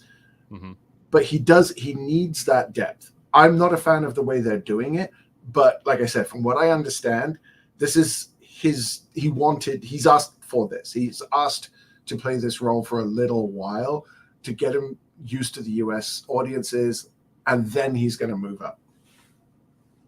Does this define him down, though? Where it's going to be hard to get him. I mean, there are people who heard about Okada and they wanted to be blown away by him, and like all-time greats like Ric Flair and Nick Bockwinkel, he's not a flashy squash match wrestler. You know, Flair wasn't great because of anything he ever did in a squash match, nor was Bockwinkel. They're great because of their selling and their, you know, signature moves and the pace of the ring. I mean, whatever. So to me, you're taking Okada and you're going, well, he had an audience who loves him, and we're not going to grow that audience. And in fact, we're going to anger them so that he can self-indulge in branching out as a character. And if I'm Tony Khan, I'm like, okay, we can have people do comedy. We can hire people cheap to do camp comedy. We're hiring you to be the best wrestler of your generation, and we want every moment that you're on our TV show to be portraying yourself as the biggest free agent signing in pro wrestling history, and we need to have you show that in the way you carry yourself. And I mean, you know, that's just Tony Khan's leadership. Now, judgment. I mean, maybe. I mean, this can be entertaining. It's not what you paid for when you paid for Okada. This is something. I mean, he doesn't need to, you know, somebody who doesn't know Okada's background is going to be like, oh, they might talk to their friends and go, who's better? Who do you enjoy more, Okada or Grayson Waller? Like, you don't want that discussion to come up, but you could imagine a casual fan looking at two comedic sidekicks going, who's better at the camp comedy? Or to Chris, to upset you, who's more entertaining? Okada saying bitch and being smitten with Mercedes, or Carlito and his video game playing and cool comments. That's the lane that Okada's in right now, and they're not getting your money's worth out of him. And I fear they're defining him down, because I think he can be campy, but also have a level of arrogance and gravitas in addition to showing range. And I just don't think AEW has shown that that's a determination of theirs and how they present it. I, in general, don't think defining someone down is a permanent thing. Kurt Angle is the perfect example. Walking around with a tiny guitar and a silly cowboy hat, singing, or talking about being an Olympic gold medalist and having IBS and doing comedy skits with Mick Foley. And then he's one of the greatest world champions to be trained out of nowhere. Like, anybody can come back from anything in pro wrestling, given the right booking and the right writing. I think a lot is made of being defined down. A talent like Okada's will be able to recover from this if he's given the opportunity. He's not Damian Sandow. He can go in the ring. Well, He's not going to get stuck. Right. Yes. So, but you're creating a headwind and an unnecessary uphill climb. But your argument, Chris, and it has merit, is like if you're propped up and you are effectively pushed beyond your skill level, and then you get a bad push, it's hard to climb back. But your point is Okada is just so immensely talented and gifted and great that he will overcome whatever stretch it is, even if it takes a little longer. Like, here's an example in our chat. Chris Johnson says, I haven't seen what makes Okada such a great wrestler. I just don't get it. He's slow and generic. It sounds crazy if you look at Okada's totality, but if you really just look at what he's done in AEW, it's not like, I don't think Chris Johnson needs to be checked into an insane asylum or he's faking it, like and being a provocateur who's just saying outlandish things. It's understandable somebody would think that, because AEW again assumes knowledge, and they tell you but they don't show you, and sometimes they don't even tell you or explain to you. Sometimes they do, but sometimes they think, I mean, Tony Khan books for his Twitter bubble. I mean, that's who he books for. He thinks everybody on Twitter X is representative of the fans he's trying to attract. And Lady B, just another example, says, I've never seen Blood and Guts. And since they haven't explained it, I have the most ridiculous expectations based on the name alone, like define guts. Eek. Guess I'll find out. There are people in this chat live an hour and a half after Dynamite ended, watching us talk about AEW for nearly an hour and a half now. And they're newer fans who haven't seen Okada and haven't seen Blood and Guts. Those people are there and they're watching Dynamite. They want to enjoy it more. Think about all the people who aren't watching the Wade Keller Pro Wrestling Post show because Dynamite doesn't feel like it's for them. It feels like there's a secret club, a handshake to get in the club, and they don't know what it is. They're going to go watch WWE. I mean, it's an everlasting issue with AEW, but this is two examples of it. Rudok, back to you. All right. Well, one last thing. Do you know whatever happened to Ricky Starks? Like, for what I know, he's not injured or anything. Is it just a thing that Tony thinks he's going to sign with WWE as soon as his contract is over, so he doesn't want to push him anymore, or what? It might be that. I mean, we might be at a point where there's a lack of faith that he's a team player. There could be other things that I am speculating here. I mean, I've wondered it. I haven't gotten a concrete answer.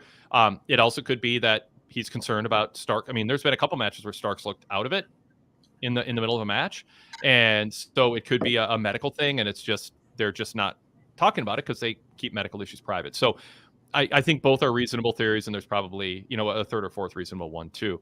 But those would be the top two. It's a deliberate attempt to just kind of sandbag him a little bit because he thinks it's inevitable he's leaving.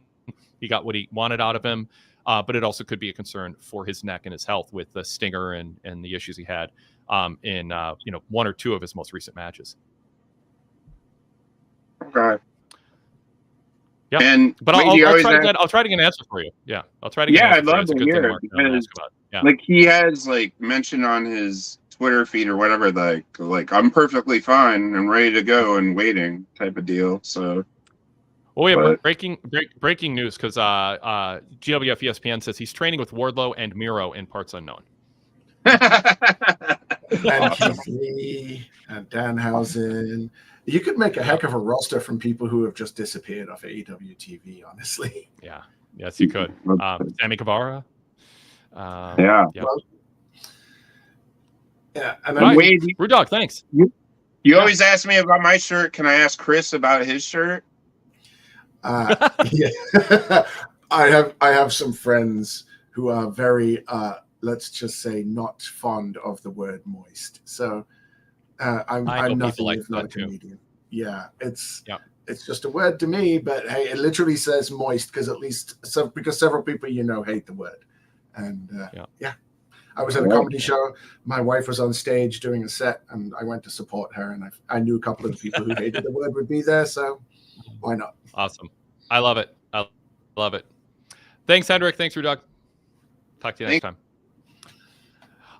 Zach Barber, speaking of which, has a couple super chats. Thank you, Zach, for being a good example for all the people with money that they can just drop in the tip jar. Mariah May did a good job tonight. Her deliberate delivery was great. Her promo was dripping with pure evil. And I don't have a problem with Tony calling her a bitch. It's what she's going for, right? Somebody early in the chat had mentioned, the bitchometer getting reset because of that. After the Mariah May segment, I'm going to quote myself here if I can find my comment. Her cadence was so drawn out, it's like she was prepared for a 2-minute speech and had to fill 4 minutes. But then I added, I'm not even being critical because I think it was effective and largely a miracle she didn't get what chance. Did the pace work for you? It worked for Zach. Chris, what did you think of the pace of that promo? One of the great people on the mic, I don't remember if it was Roddy Piper or Jake the Snake, said that a very effective tactic for a heel is to draw your words out so that you're making the audience wait to hear why they should hate you. Mm-hmm. And I think that's what she was going for here. It was very deliberate, but she timed it so well. I would not be surprised if she practiced that in the mirror for hours. It just seemed like something she had been working on for so long.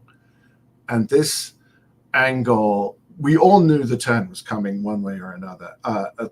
She said that, like she owned that. Yeah, but I think half the people thought that the turn was going to be the other way around. Yeah. Because especially with the match happening at Wembley, speaking of uphill battles and fighting into headwinds, getting Mariah May booed in England is going to be tricky. Mm-hmm. But they might just have pulled it off. Yeah. I really enjoyed the promo. The look, my goodness, did she ever pull off the Toni Storm look? Oh, that was eerie. Yeah. I know. I glanced at the TV. I'm like, oh, Toni Storm's coming out instead of Mariah, and then half a second later, like, oh wait, that's Mariah cosplaying her basically. Yeah. But I would have lost a lot of money betting on who was the most likely to reset the bitchometer this week.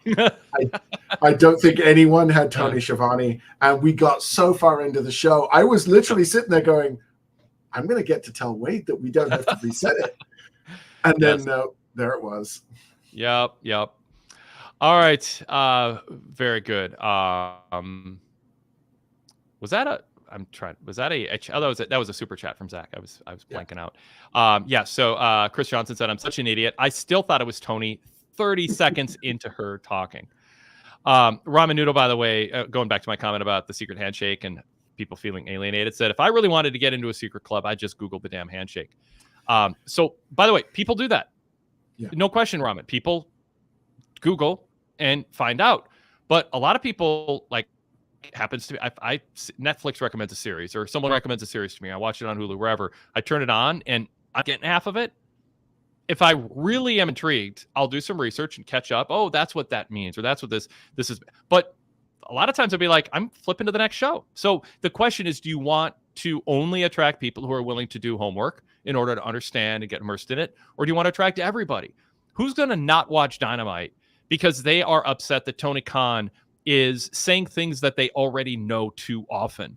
I just think that's such a dumb argument. What kind of selfish jerk are you if you think I'm not going to watch a TV show because there's a 30-second video package going into commercial break talking about what Blood and Guts is? I don't understand people's serve me and no one else. And I don't care if you go out of business. It's all me. So anyway, a Lady B has just Googled Blood and Guts and says, I'm a bit disappointed. I'm still expecting a flamethrower. So anyway, that was now that I've yelled at half our listening audience. Well, also, I think somewhere in Chicago, Eric Kroll's ears are burning and he can't figure out why. Because that's the whole. In defense of Eric, he watches WWE like once every 6 months, and he watches the shows where there's like 4-minute video packages at the start, and then there's like an 8-minute match, and then another recap after the commercial break of what he just watched. And I understand his argument, but that's not what I'm advocating for, and that's the part that Eric never hears when I tell him I'm not advocating for that. I'm advocating for the better version with the obvious overindulgence of WWE toned down and curated. There is a vast middle ground and I am for a prudent middle ground when it comes to AEW doing this. I mean, I'm the guy who can't watch WWE programming in the lead up to the Royal Rumble, because if I hear one more, if that happens on next Sunday, Cole, he'll be eliminated, I will literally lose. That is, yep.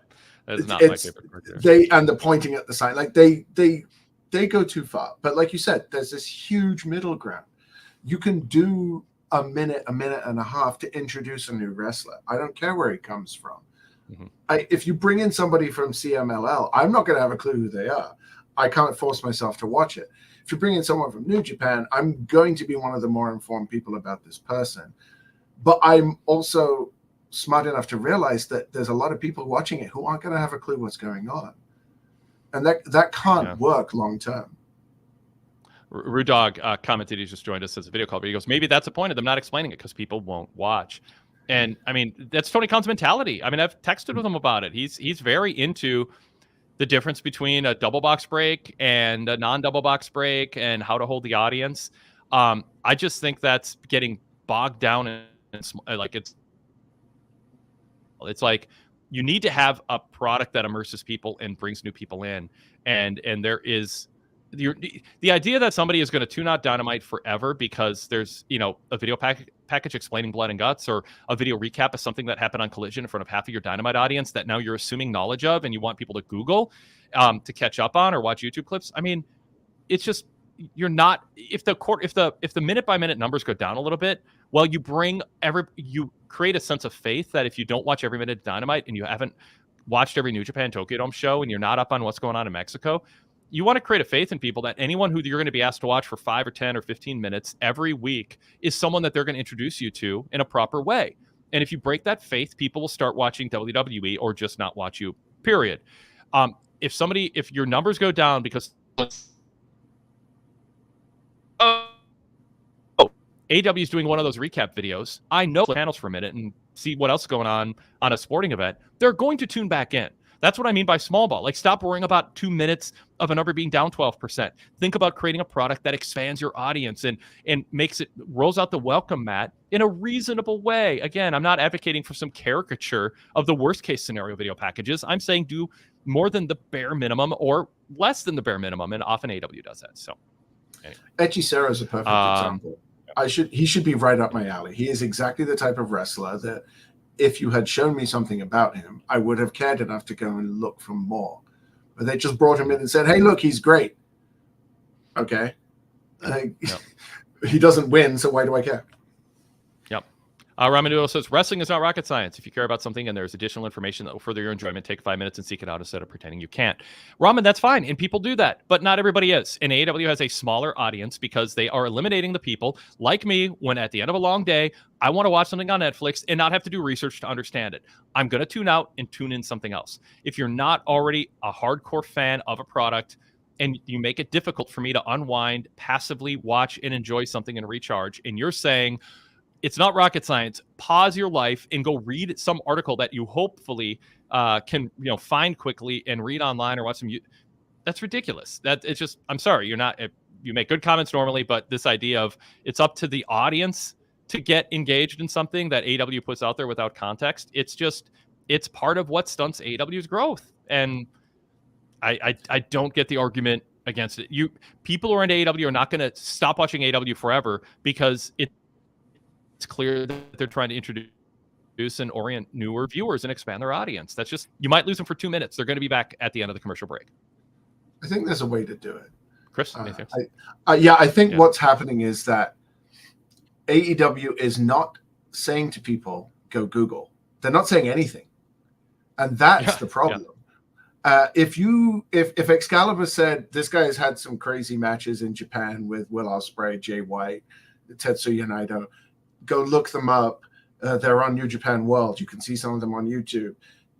That is more likely to make people go look for something than just assuming everybody is going to go and seek it out themselves without being prompted. That prompting might be enough to make a difference. Mm-hmm. Yeah. Chris Johnson, by the way, said, I agree 100% with Wade. Thank you, Chris. Take that, Ramen. Lady B says, not sure if it was discussed, but were you surprised by the lack of 250 episode branding? No video package with previous moments. Don't recall doing it for the 5-year anniversary shows either. Yes, they don't do it. I mean, they just, again, Tony Khan wants wrestling and new content. And this I'm less, it's less important because the 250 thing is, I mean, it's nice. You can say it once and that's fine. I mean, I'm not going to be as strident on this as the other topic, but would it kill him and lose one audience member if going in and out of commercial breaks? And again, they have so few because so many of them are double box in the middle of a match, but, and it's not split screen, people. That's a completely different thing. It's not, or picture in picture, I should say. That's a completely different thing. But having like 5 to 12 seconds coming in and out of segments and matches, showing really cool moments in AEW history, and it would be entertaining, and it would also tell your audience things you're watching this week and next week and the week after are things we're going to be talking about 5 years from now. What we do is important, historically significant, and will be talked about for years because we're doing it about the last 5 years. Don't miss the next 5 years because you're going to be watching history. It's just, but it's not how Tony Khan is wired. He's not, he intellectually has processed and decided not to do it. I just think he gets wrapped up in new, and he gets bogged down in the minute by minutes more than I think he ought to. I think it's small ball compared to the big picture. Chris. Write down the time and date. I'm about to defend Tony Khan. I can't, off the top of my head, think of a memorable AEW moment from the past 5 years that he could have put on TV that wouldn't either have gone against his current booking or shown someone who's not currently in the company. When I'm thinking of big moments, is that really a defense? I mean, well, I know. I mean, so it sounded like there's nothing good for him to reflect on that won't make the current product look bad. There's plenty good, but it's like it's Cody and Dustin. You can't do that. It's Hangman beating Omega for the title while Hangman's a heel right now. Do you want to show him being celebrated? It's CM Punk's return. Nope. It's like most of the huge moments just wouldn't fit in a celebration of today. So I kind of get it, but also it's a shame. Yes, I think there are plenty of things you can show with wrestlers, even wrestlers who are gone. I mean, I think you want to celebrate your past. I mean, there's title changes. There's, I don't know. Yeah, I think you can do. I think you can. There's stuff you show with Darby. There's stuff you show with the Young Bucks. I don't know. I think you can come up with. You can go back just a few months to stuff Tony Storm did. I mean, it doesn't have to be going back 4.5 years. You can do stuff from a year and a half ago too, with people who are still around. Okay, so let's. Ramanua says, not going to beat a dead horse. I just don't find a compelling argument from someone listening to a 2-hour post show. It takes 30 seconds to find out what blood and guts is if you care. So in response, not a response because the comment came before that. GWF ESPN 1992 says, if AEW is asking for 3 nights of my week every week, I'm not going to spend a fourth trying to figure out who the Beast Mortis is and why him versus Darby is a dream match on Collision this week. And then Chris Johnson said I was going to say this. Oh, I'm sorry. Lady B said, I guess it's hard to show memories without showing Punk and Cody, but sure, there are other key moments. So, yeah, I mean, I just don't think Tony Khan will. If you aren't willing to do research outside of the show proper, screw you. We don't want you as a fan. But that's, I think, the message some people are receiving. And Root Dog says, if AEW needs more fans, period, if you have to handhold them a bit, that's fine. And yeah, I mean, I don't even think but handholding sounds like patronizing. It's like every other product on earth does it. I mean, It's just, anyway. No, I don't want to go on. I mean, we could go into like what WWE's done with Jade Cargill and what they're likely to do with Stephanie Vercaer. They're not going to show any footage of them or explain why they're big deals, but also they're not bringing them in as big deals. I guess with Jade, you can look at Jade and see that she's a big deal. Like Okada doesn't look like a big deal. And Jade is being built up to be a main eventer. She's not being dropped into a main event. AEW drops people into matches and says watch because of something that we're not going to tell you about, but we're going to briefly say exists. So I don't want to belabor the point beyond this. Zach Barber said, small crowds don't mean bad shows. Prince put on some of his most acclaimed shows in front of several hundred people at Paisley Park. I was there for one of those. It was a cold, rainy night. I did not dress appropriately, and I almost left after waiting outside Paisley Park for like 3 hours, and then he finally let us in and gave us free food and non-alcoholic drinks. And I stood like that far from Prince's guitar for like 2.5 hours of him just playing. I was front row, enjoying free chips and got to watch Prince from like 1 foot away. I could have told you the cologne he was wearing. Great rock memory. Got to see David Bowie in person. I've got great stuff, but that is up close. It's one of them. And but that said, I also saw Prince at Target Center and in a packed stadium, and that was a blast. That was a blast too. Does anyone come to your island, Chris? I know wrestling. Elton John was here. Well, Awesome. I mean, so not really. I want to see the 1970s. I want to see 1970s Elton John. I mean, it would be fun to see him now, but like I'm a big Elton John fan, but I love his stuff in the 70s the most. And man, it'd be great to go back and see vintage pre-baritone Elton John hit those high notes. As a teenager, I grew up in Barbados, and while I was there, MC Hammer actually came to visit. And this is peak MC Hammer. This is Too Legit to Quit era MC Hammer. And I was 2 rows back from that show, and that was spectacular. My mother, however, has probably what I think is a unique bragging accomplishment in that she has seen the Beatles, the Rolling Stones, Michael Jackson, and Oasis all live. Wow. Okay, that's awesome. I mean, my mom saw the Beatles at the Met Stadium. I haven't seen, and she hasn't. I should see the Rolling Stones. I just saw a clip of Mick Jagger doing it at 81. And that was 80, whatever he is. He's in the early 80s now. He is amazing. They've been down the road for me. It just hadn't worked out for me to go.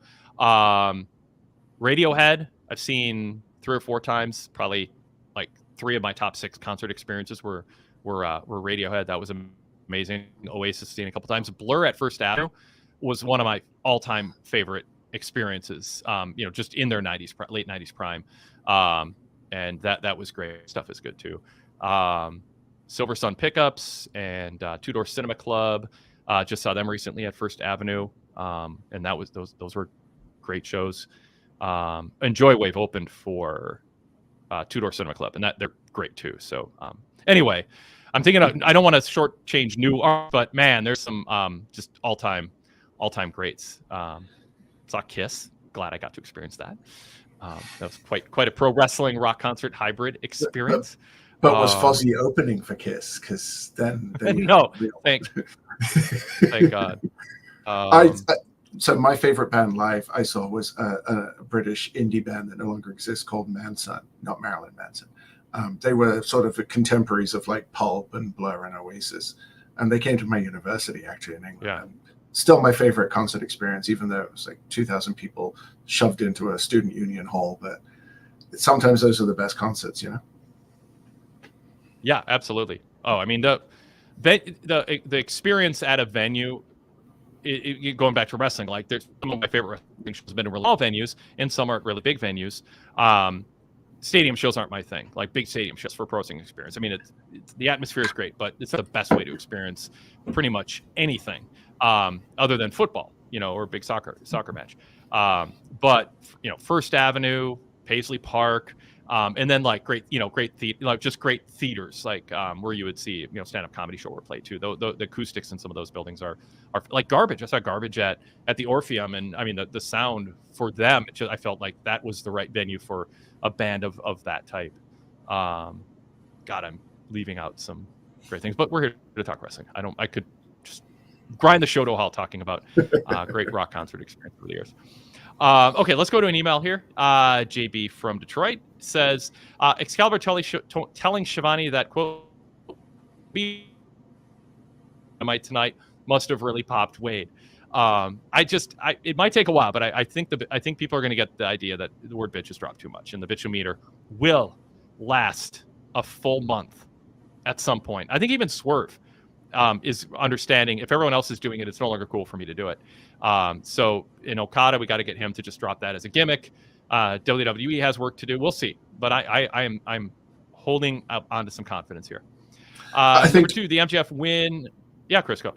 I think in a vacuum, Sorry. Shivani's dropping of it tonight would have been fine. It made sense in the context of what was happening. Oh, totally. Angle. Yeah. It's a shame that it was the only one in the episode and it was so late, and I thought we were going to get away with it. So. And my point isn't the word should never be used. My point is to, and I think I'm succeeding in our bubble here, and which fortunately I think resonates in the wrestling industry with certain people who listen. I think there are things that you want to draw attention to when they're being overdone. And it doesn't mean I'm against it ever being used. I'm certainly not prudish about that or really much of anything. Just, in the right context, do the right thing, but don't overdo it. It loses its punch. But Shivani saying it would mean more if it weren't the go-to insult for so many people so often. Plus, it just seems tawdry. It doesn't offend me, but I just don't think MJF should be simulating the things that he simulates in the ring. I think it's tawdry. I think it's trashy. He's too talented to have to do that.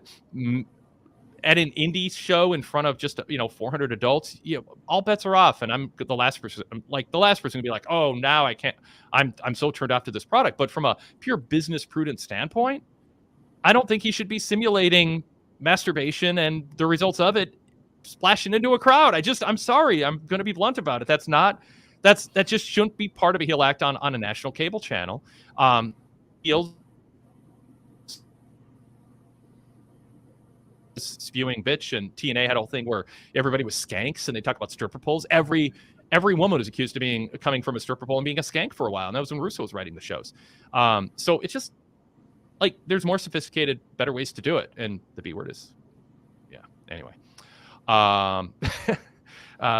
He should have called Mariah a Jezebel.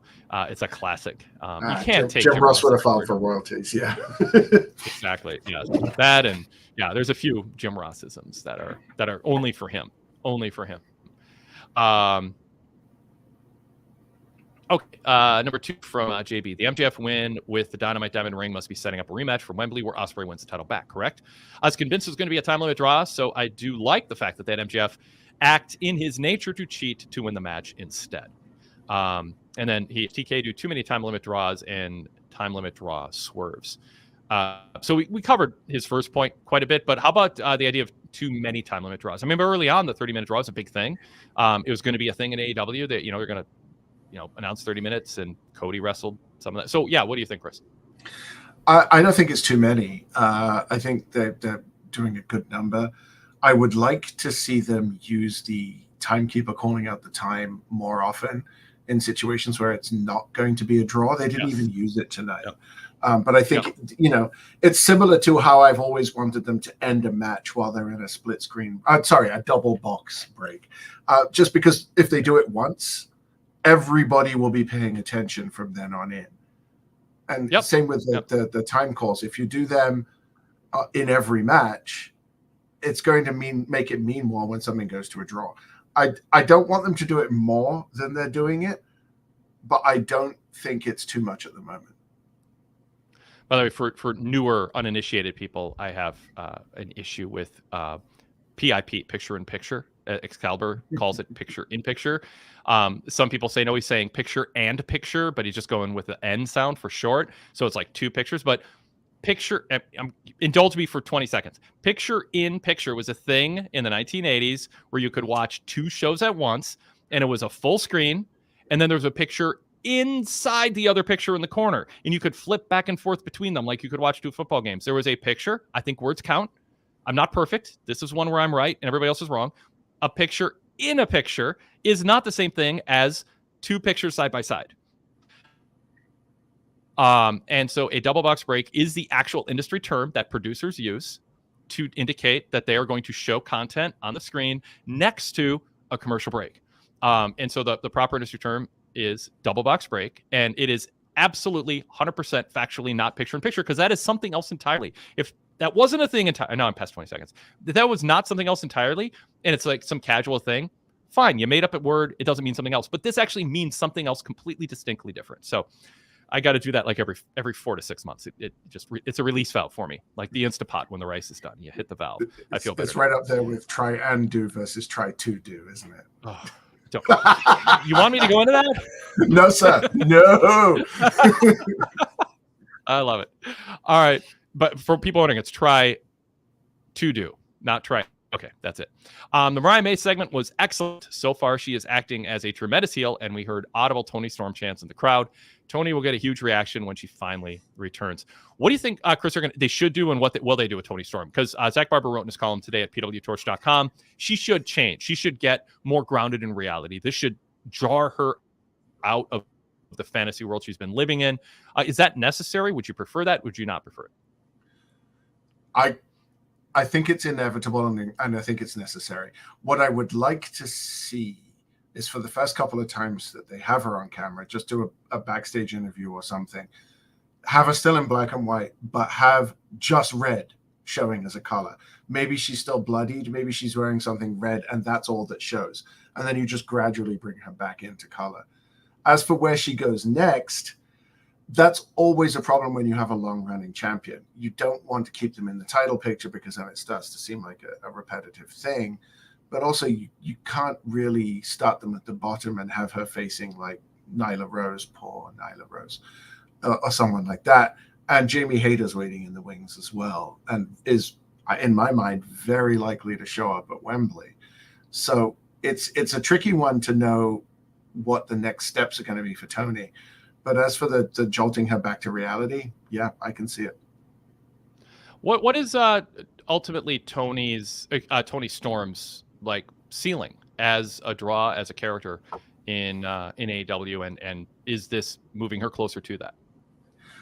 Before this gimmick, I would have said that she'd already reached it. She's talented in the ring, but she seemed to be struggling to find any sort of relevance or character. I'm constantly brought back to, okay, but who is Seth freaking Rollins? Like, what is that? What does it mean? Yeah. Who is Toni Storm? I mean, she tried the whole 80s hairband thing for a bit, and nobody cared. And then she just happened upon this ridiculous gimmick that nobody liked at first, but then ended up turning her face because everybody really got into it.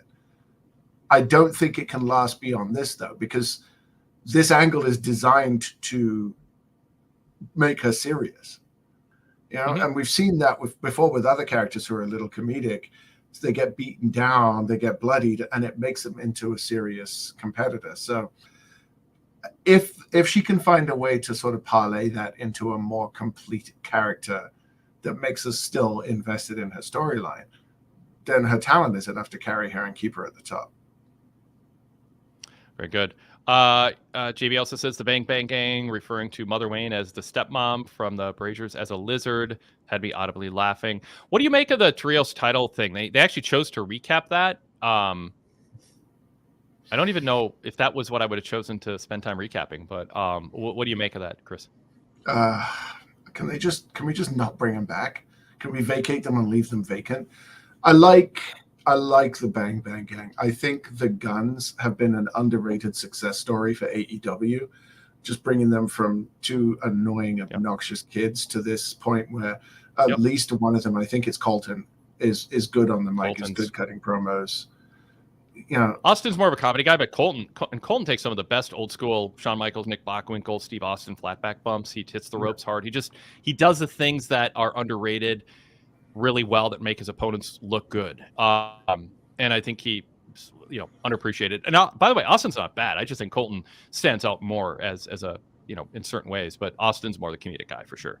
And they cut a good promo. And I think, in another promotion, we'd be talking more about what a great fight they've been. But I mean, you've got the Acclaimed. And, I've often made the point that Tony Khan hasn't made new stars, but I think that's the Guns are up there. I don't care about trios. I never have cared about trios. There hasn't been a promotion in the last 20 years outside of Mexico that's done well with trios booking. It depletes your tag team division. It doesn't make any sense. There aren't really any unique spots you can do with three people that you can't do with two. There really isn't a point to it other than to give Kenny Omega and the Bucks a reason to team up. So you just get rid of the belts, man. Like there's no reason to keep them now. Yeah. How down are you on Jay White and his is he like, that's a good example. Has he been defined down enough that he can't come back? No, but Jay White needs good faces to play off. Jay White he's not only a counter wrestler, he's a counter promo guy too.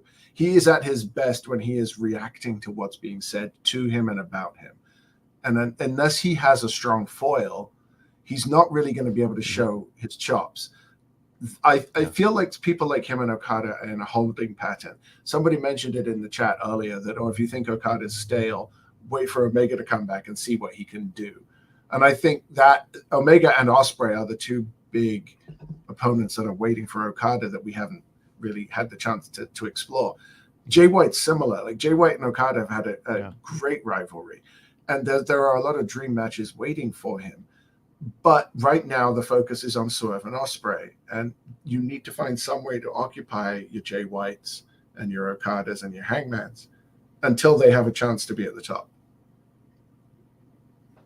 JB says, do 2 screwy finishes in the 2 big bookended matches of the show cheapen the idea of TK pulling big matches on TV weekly? In general, I say that personally in a vacuum. I saw justification for each finish. I say that all the time. If you're Paul Levesque, you can justify, most of the non-finishes he's done in the last 6-9 months. But it's like the bitchometer. I mean, yes, you can justify it each time, but if you do it all the time, it loses its effectiveness. And so I wouldn't put the end of MJF Ospreay in the category of a screwy finish. I thought it was a heel being resourceful and strategic. We got a pinfall, a heel cheated. It's if philosophically you think that heel shouldn't cheat to win matches in your dream wrestling company, that's fine, but you can't make the case that it's not just a viable option if everything is done well enough. But the end to Swerve Okada was super cheap. And granted, it was short notice. They didn't build it up a lot. It just was announced and it was a vehicle to get somewhere else. But it does put at risk. It's one of the reasons I spent some time on the flagship yesterday with Rich at the very end of the show talking about, I'm excited about these matches, these 2 key matches. But you're a fool if you spend, that's overstating it, but if you spend a lot of time discussing it like you're likely to get a real finish. It's not WrestleMania. It's not All In. You have to know it's on a TV show. You're likely going to have a finish that is more angle-oriented, but it does kind of say maybe it shouldn't be on TV unless you can do a finish, because you're going to train people when it's on TV. It's not. It's just going to be more of a means to get to an angle, not in and of itself important. Chris. Yeah, I had a similar thought, actually, thinking, okay, you had these 2 big matches that you advertised, and neither one really had a clean finish. And like you, I thought the Ospreay and MJF match was more a heel winning with heel tactics, and that happens in wrestling. That's fine. And I think pretty much everybody saw the finish to the main event coming, given the segments we had with sort of aligning the teams and stuff. That might have been better as a 6-man tag if you had done like Swerve and the Acclaimed against Okada and the Bucks, and that way people aren't as upset by a screwy finish, because that's not a match that people are excited to see. It's a New Japan style preview tag that sort of hints at the future matches that we know we're going to get. And if there's a non-finish or a cheap finish, nobody really cares. That would have been my preference if we were going to do something like this.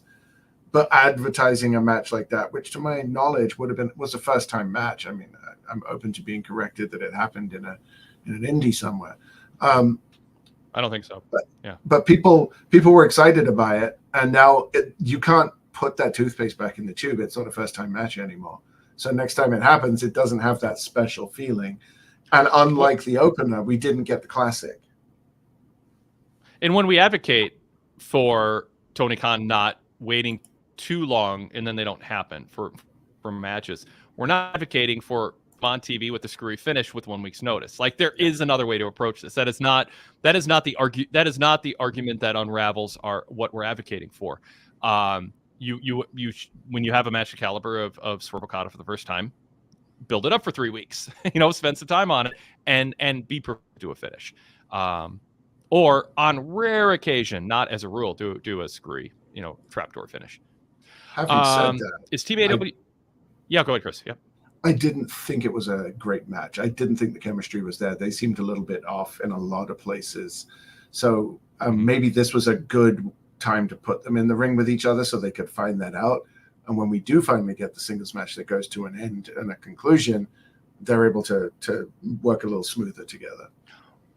With all the great wrestlers and very good wrestlers you've seen face each other, how often the first time they wrestle is it clunky to your eyes? And is that a permanent incompatibility, a chemistry issue, or does that eventually get worked out? And be a little more specific in terms of what you saw in this match. So there were a few spots where there was way too much air between Swerve. It was particularly when Swerve was on offense, and it felt like a lack of familiarity. I've done some pro wrestling training, but at my age, I'm not in the situation where I can get into the ring. So I could see that a lot of the fault on this was Swerve holding back a bit too much, and just not really laying into Okada the way Okada would expect it. You know, in Japan, they are not shy about laying the shots in, or about really going, you know, all for it.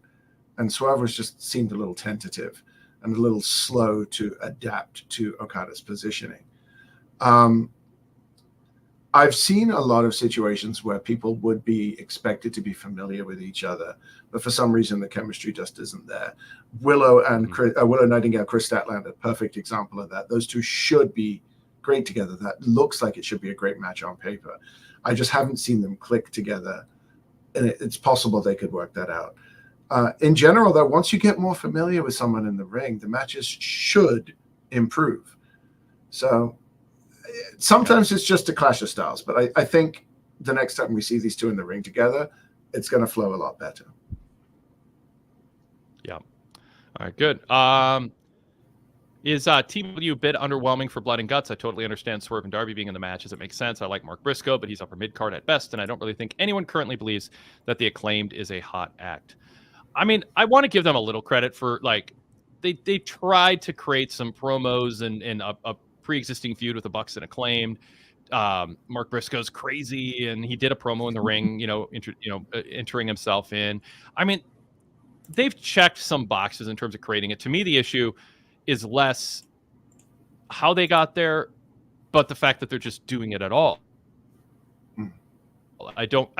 I think they're getting what they can out of who's in it in the context of so much crammed in one time. And to me, it's just like, just skip this year. Like, make people go, you know what? It's not going to be every year. It's only going to be if there are two factions that should be feuding with each other. I mean, War Games is another example. Sometimes it just felt, pasted together with mismatched pieces just to do it. And I think it hurts the brand. I don't think you have to do something every year. Chris? I think they should have done it tonight. I think it should have been the 250. And then, because nothing they did tonight had to be done tonight, with the exception of the Mariah May promo. You could have moved Swerve and Okada any point, and it still would have been amazing to see. That Ospreay MJF match could have waited a week as well. They could have done the build to it this week. And episode 250 is a good space for Blood and Guts. It's kind of a trademark match for AEW. It would have made more sense this week. GB also says, with Big Bill and Brian banned from ringside for the Jericho Suzuki match next week, will the Learning Tree debut a new member? If so, who would make sense? I've given no thought to this. Is there a new member of Learning Tree who makes sense? I mean, Private Party is the obvious choice. He did make the recruitment pitch to them. Yeah, I can see them coming back. I kind of wanted Brian Keith and Big Bill to team up together. He rolled his eyes to say Big Bill to our podcast. And shook my head for emphasis. Yes. Deservedly so. If I look half as good at 56 as Minoru Suzuki does, I will be a very happy man. Murder Grandpa, as I like to call him, is just one of the most terrifying humans on the planet. Rude Dog is suggesting Sammy Guevara, which I don't want to go back down the Sammy Jericho route again. I think we've been down that road one too many times. Keith Lee? I can see it. Yeah. I don't know. Keith, I don't know if he would be on. Keith Lee looks like someone who wants to be teaching people things and not being taught things. I don't buy him as a mentor. So that's my maybe he's an adjunct professor. I want to know, Keith Lee. You know what I mean? I can see him as sort of like there you go. the teaching assistant just coming in and sort of and a tag team with him and Morrissey, Big Bill, the Redwood. That actually would be quite an impressive unit. So it's left field, but the more I talk about it, the more I'm selling myself on it. Well, next week we'll give you credit. Finally here, where's this Mercedes Elite relationship going? Could it end up in some sort of mixed tag with Mercedes and Britt at some point? It could. I mean, to me, I think you can be a fan of someone and cross paths with them in the hallway to do a comedy bit with Okada, but not have it actually lead to them being in a faction or aligned. I think Mercedes Moné is better off on her own. Chris, what'd you think about what she did tonight with in the ring too with Nyla Rose? So I'm probably the biggest Nyla Rose fan on planet Earth. I think she is criminally underused. She is a hilarious follow on Twitter as well. Yes. Zach wrote about that. David Bryant's and his Collision Hits and Misses has touted that. And he covered her on AEW Dark a lot. Nyla Rose is, and Excalibur said she's like Chris Jericho bragged on TV Time that he's been around since the first Dynamite. He's going to be around for 250 more, which is a great way to generate heat for people who are chanting "Please retire" at you. But Excalibur did say, Nyla Rose, like Jericho, was actually around predating the first Dynamite. She is an original. Anyway, go ahead, Chris. I love Nyla. I think she gets a bum rap. I think she's not a genius in the ring, but she's perfectly serviceable. She's intimidating. She has a good character. I don't want to see Mercedes on the microphone anymore. Like that was just awful tonight. And she's supposed to be better as a heel. You'd think in a pre-recorded segment they could have redone it, and it was just so wooden and fake and forced. I've seen better acting at high school plays. Just let her wrestle. There's just good high school actors. Yeah. I think third grade plays. There's better acting. Give her Stokely. Put her with Stokely. Yeah. Let him. Yeah. Her asking her to do her dance. I was like, are the Bucks like tricking her into things that they think is stupid? Secretly make fun of it, like character, and then it turned out it was to get Okada all hot and bothered. But yeah, and her whole dance thing, it's just like so special, and now it's fine. Have to start treating it as this ridiculous routine that it comes across to me as not something cool. But I don't know, they got to figure it out. My CEO dance, like give me a break. Yeah.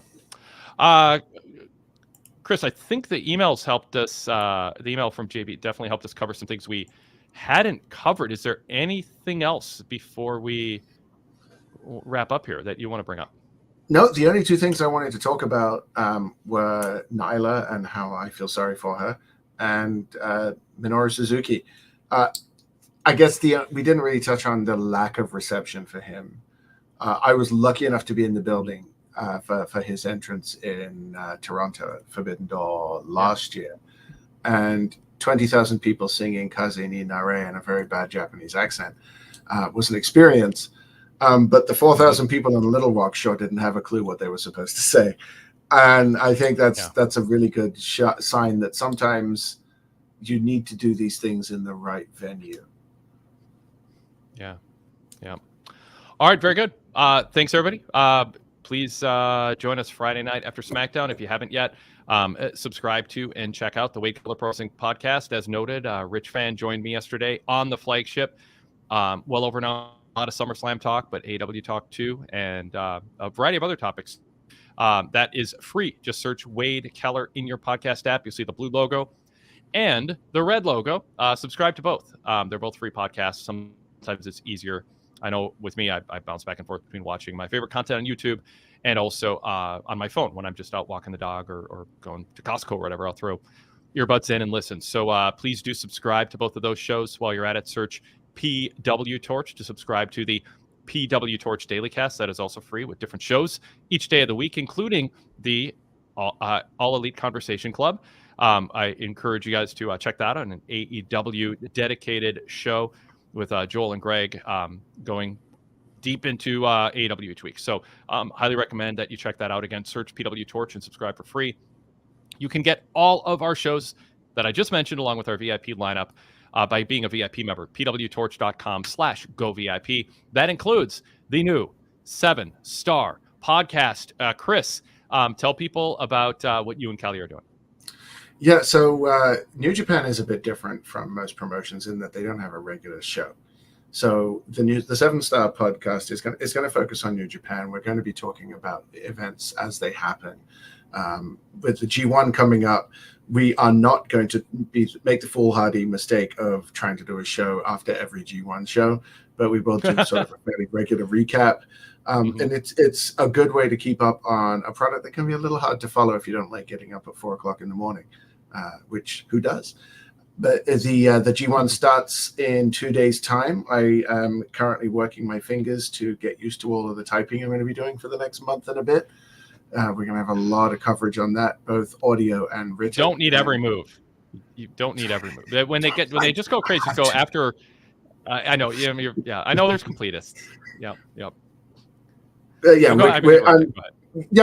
looking. I'm looking forward to it. It's going to be a very interesting G1 this year because it feels like we're in the middle of a shift. And I think you discussed this. Yep. I don't remember if it was with Rich. Yeah, it was. You were talking about teams that are rebuilding, like sports teams. New Japan is rebuilding right now. They've got 4 or 5 guys in this G1 who are waiting for their breakthrough title win or their breakthrough moment. And one of them is probably going to get it. There aren't very many likely winners of this G1, which is it's the equivalent of winning the Royal Rumble if you've never really followed New Japan. The winner of the G1 gets a title shot at their version of WrestleMania. It's going to be very interesting to see how the booking goes. Takeshita is in it. Seeing the politics of how he is booked is a fascinating prospect because he's not only AEW, he's from DDT as well. And traditionally, New Japan has not been giving to other Japanese promotions. So it all starts in 2 days' time. Well, 3 days' time if you're not in an hour and a half ahead of Eastern like I am. And it's going to be a lot of fun. We're excited. Yes, excellent. All right, thanks everybody. Rude Dog says I saw Radiohead on the OK Computer tour in Detroit. It was life changing. I don't know if that was the tour where I went with Eric Kroll in Chicago, but I drove to Chicago, took Eric Kroll there, prepped him before the show properly for that experience, which he has always appreciated. That was just an amazing experience. So, Rude Dog, you just scored some points with me for having done that. Robin Noodle says he's going to wear with a badge of honor me roasting him. And Rude Dog says you're good. Wade likes disagreements. Well, intelligent ones, reasonable ones. Just don't be unintelligent and unreasonable.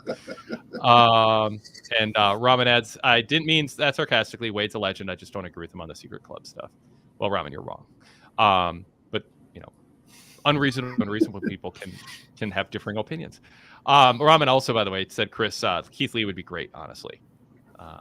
And Frederick Coate said great AEW Dynamite, coming in late with a compliment. All right, we've largely cleared out the key things in the chat room. Thanks everybody, and we'll talk to you right here on YouTube Friday night. Please like this, spread the word, leave comments, subscribe to the channel, all that stuff YouTubers say, but it does help, and we'd love to continue to grow. Thanks, it was a blast. We'll do it again, and hopefully not too far down the line.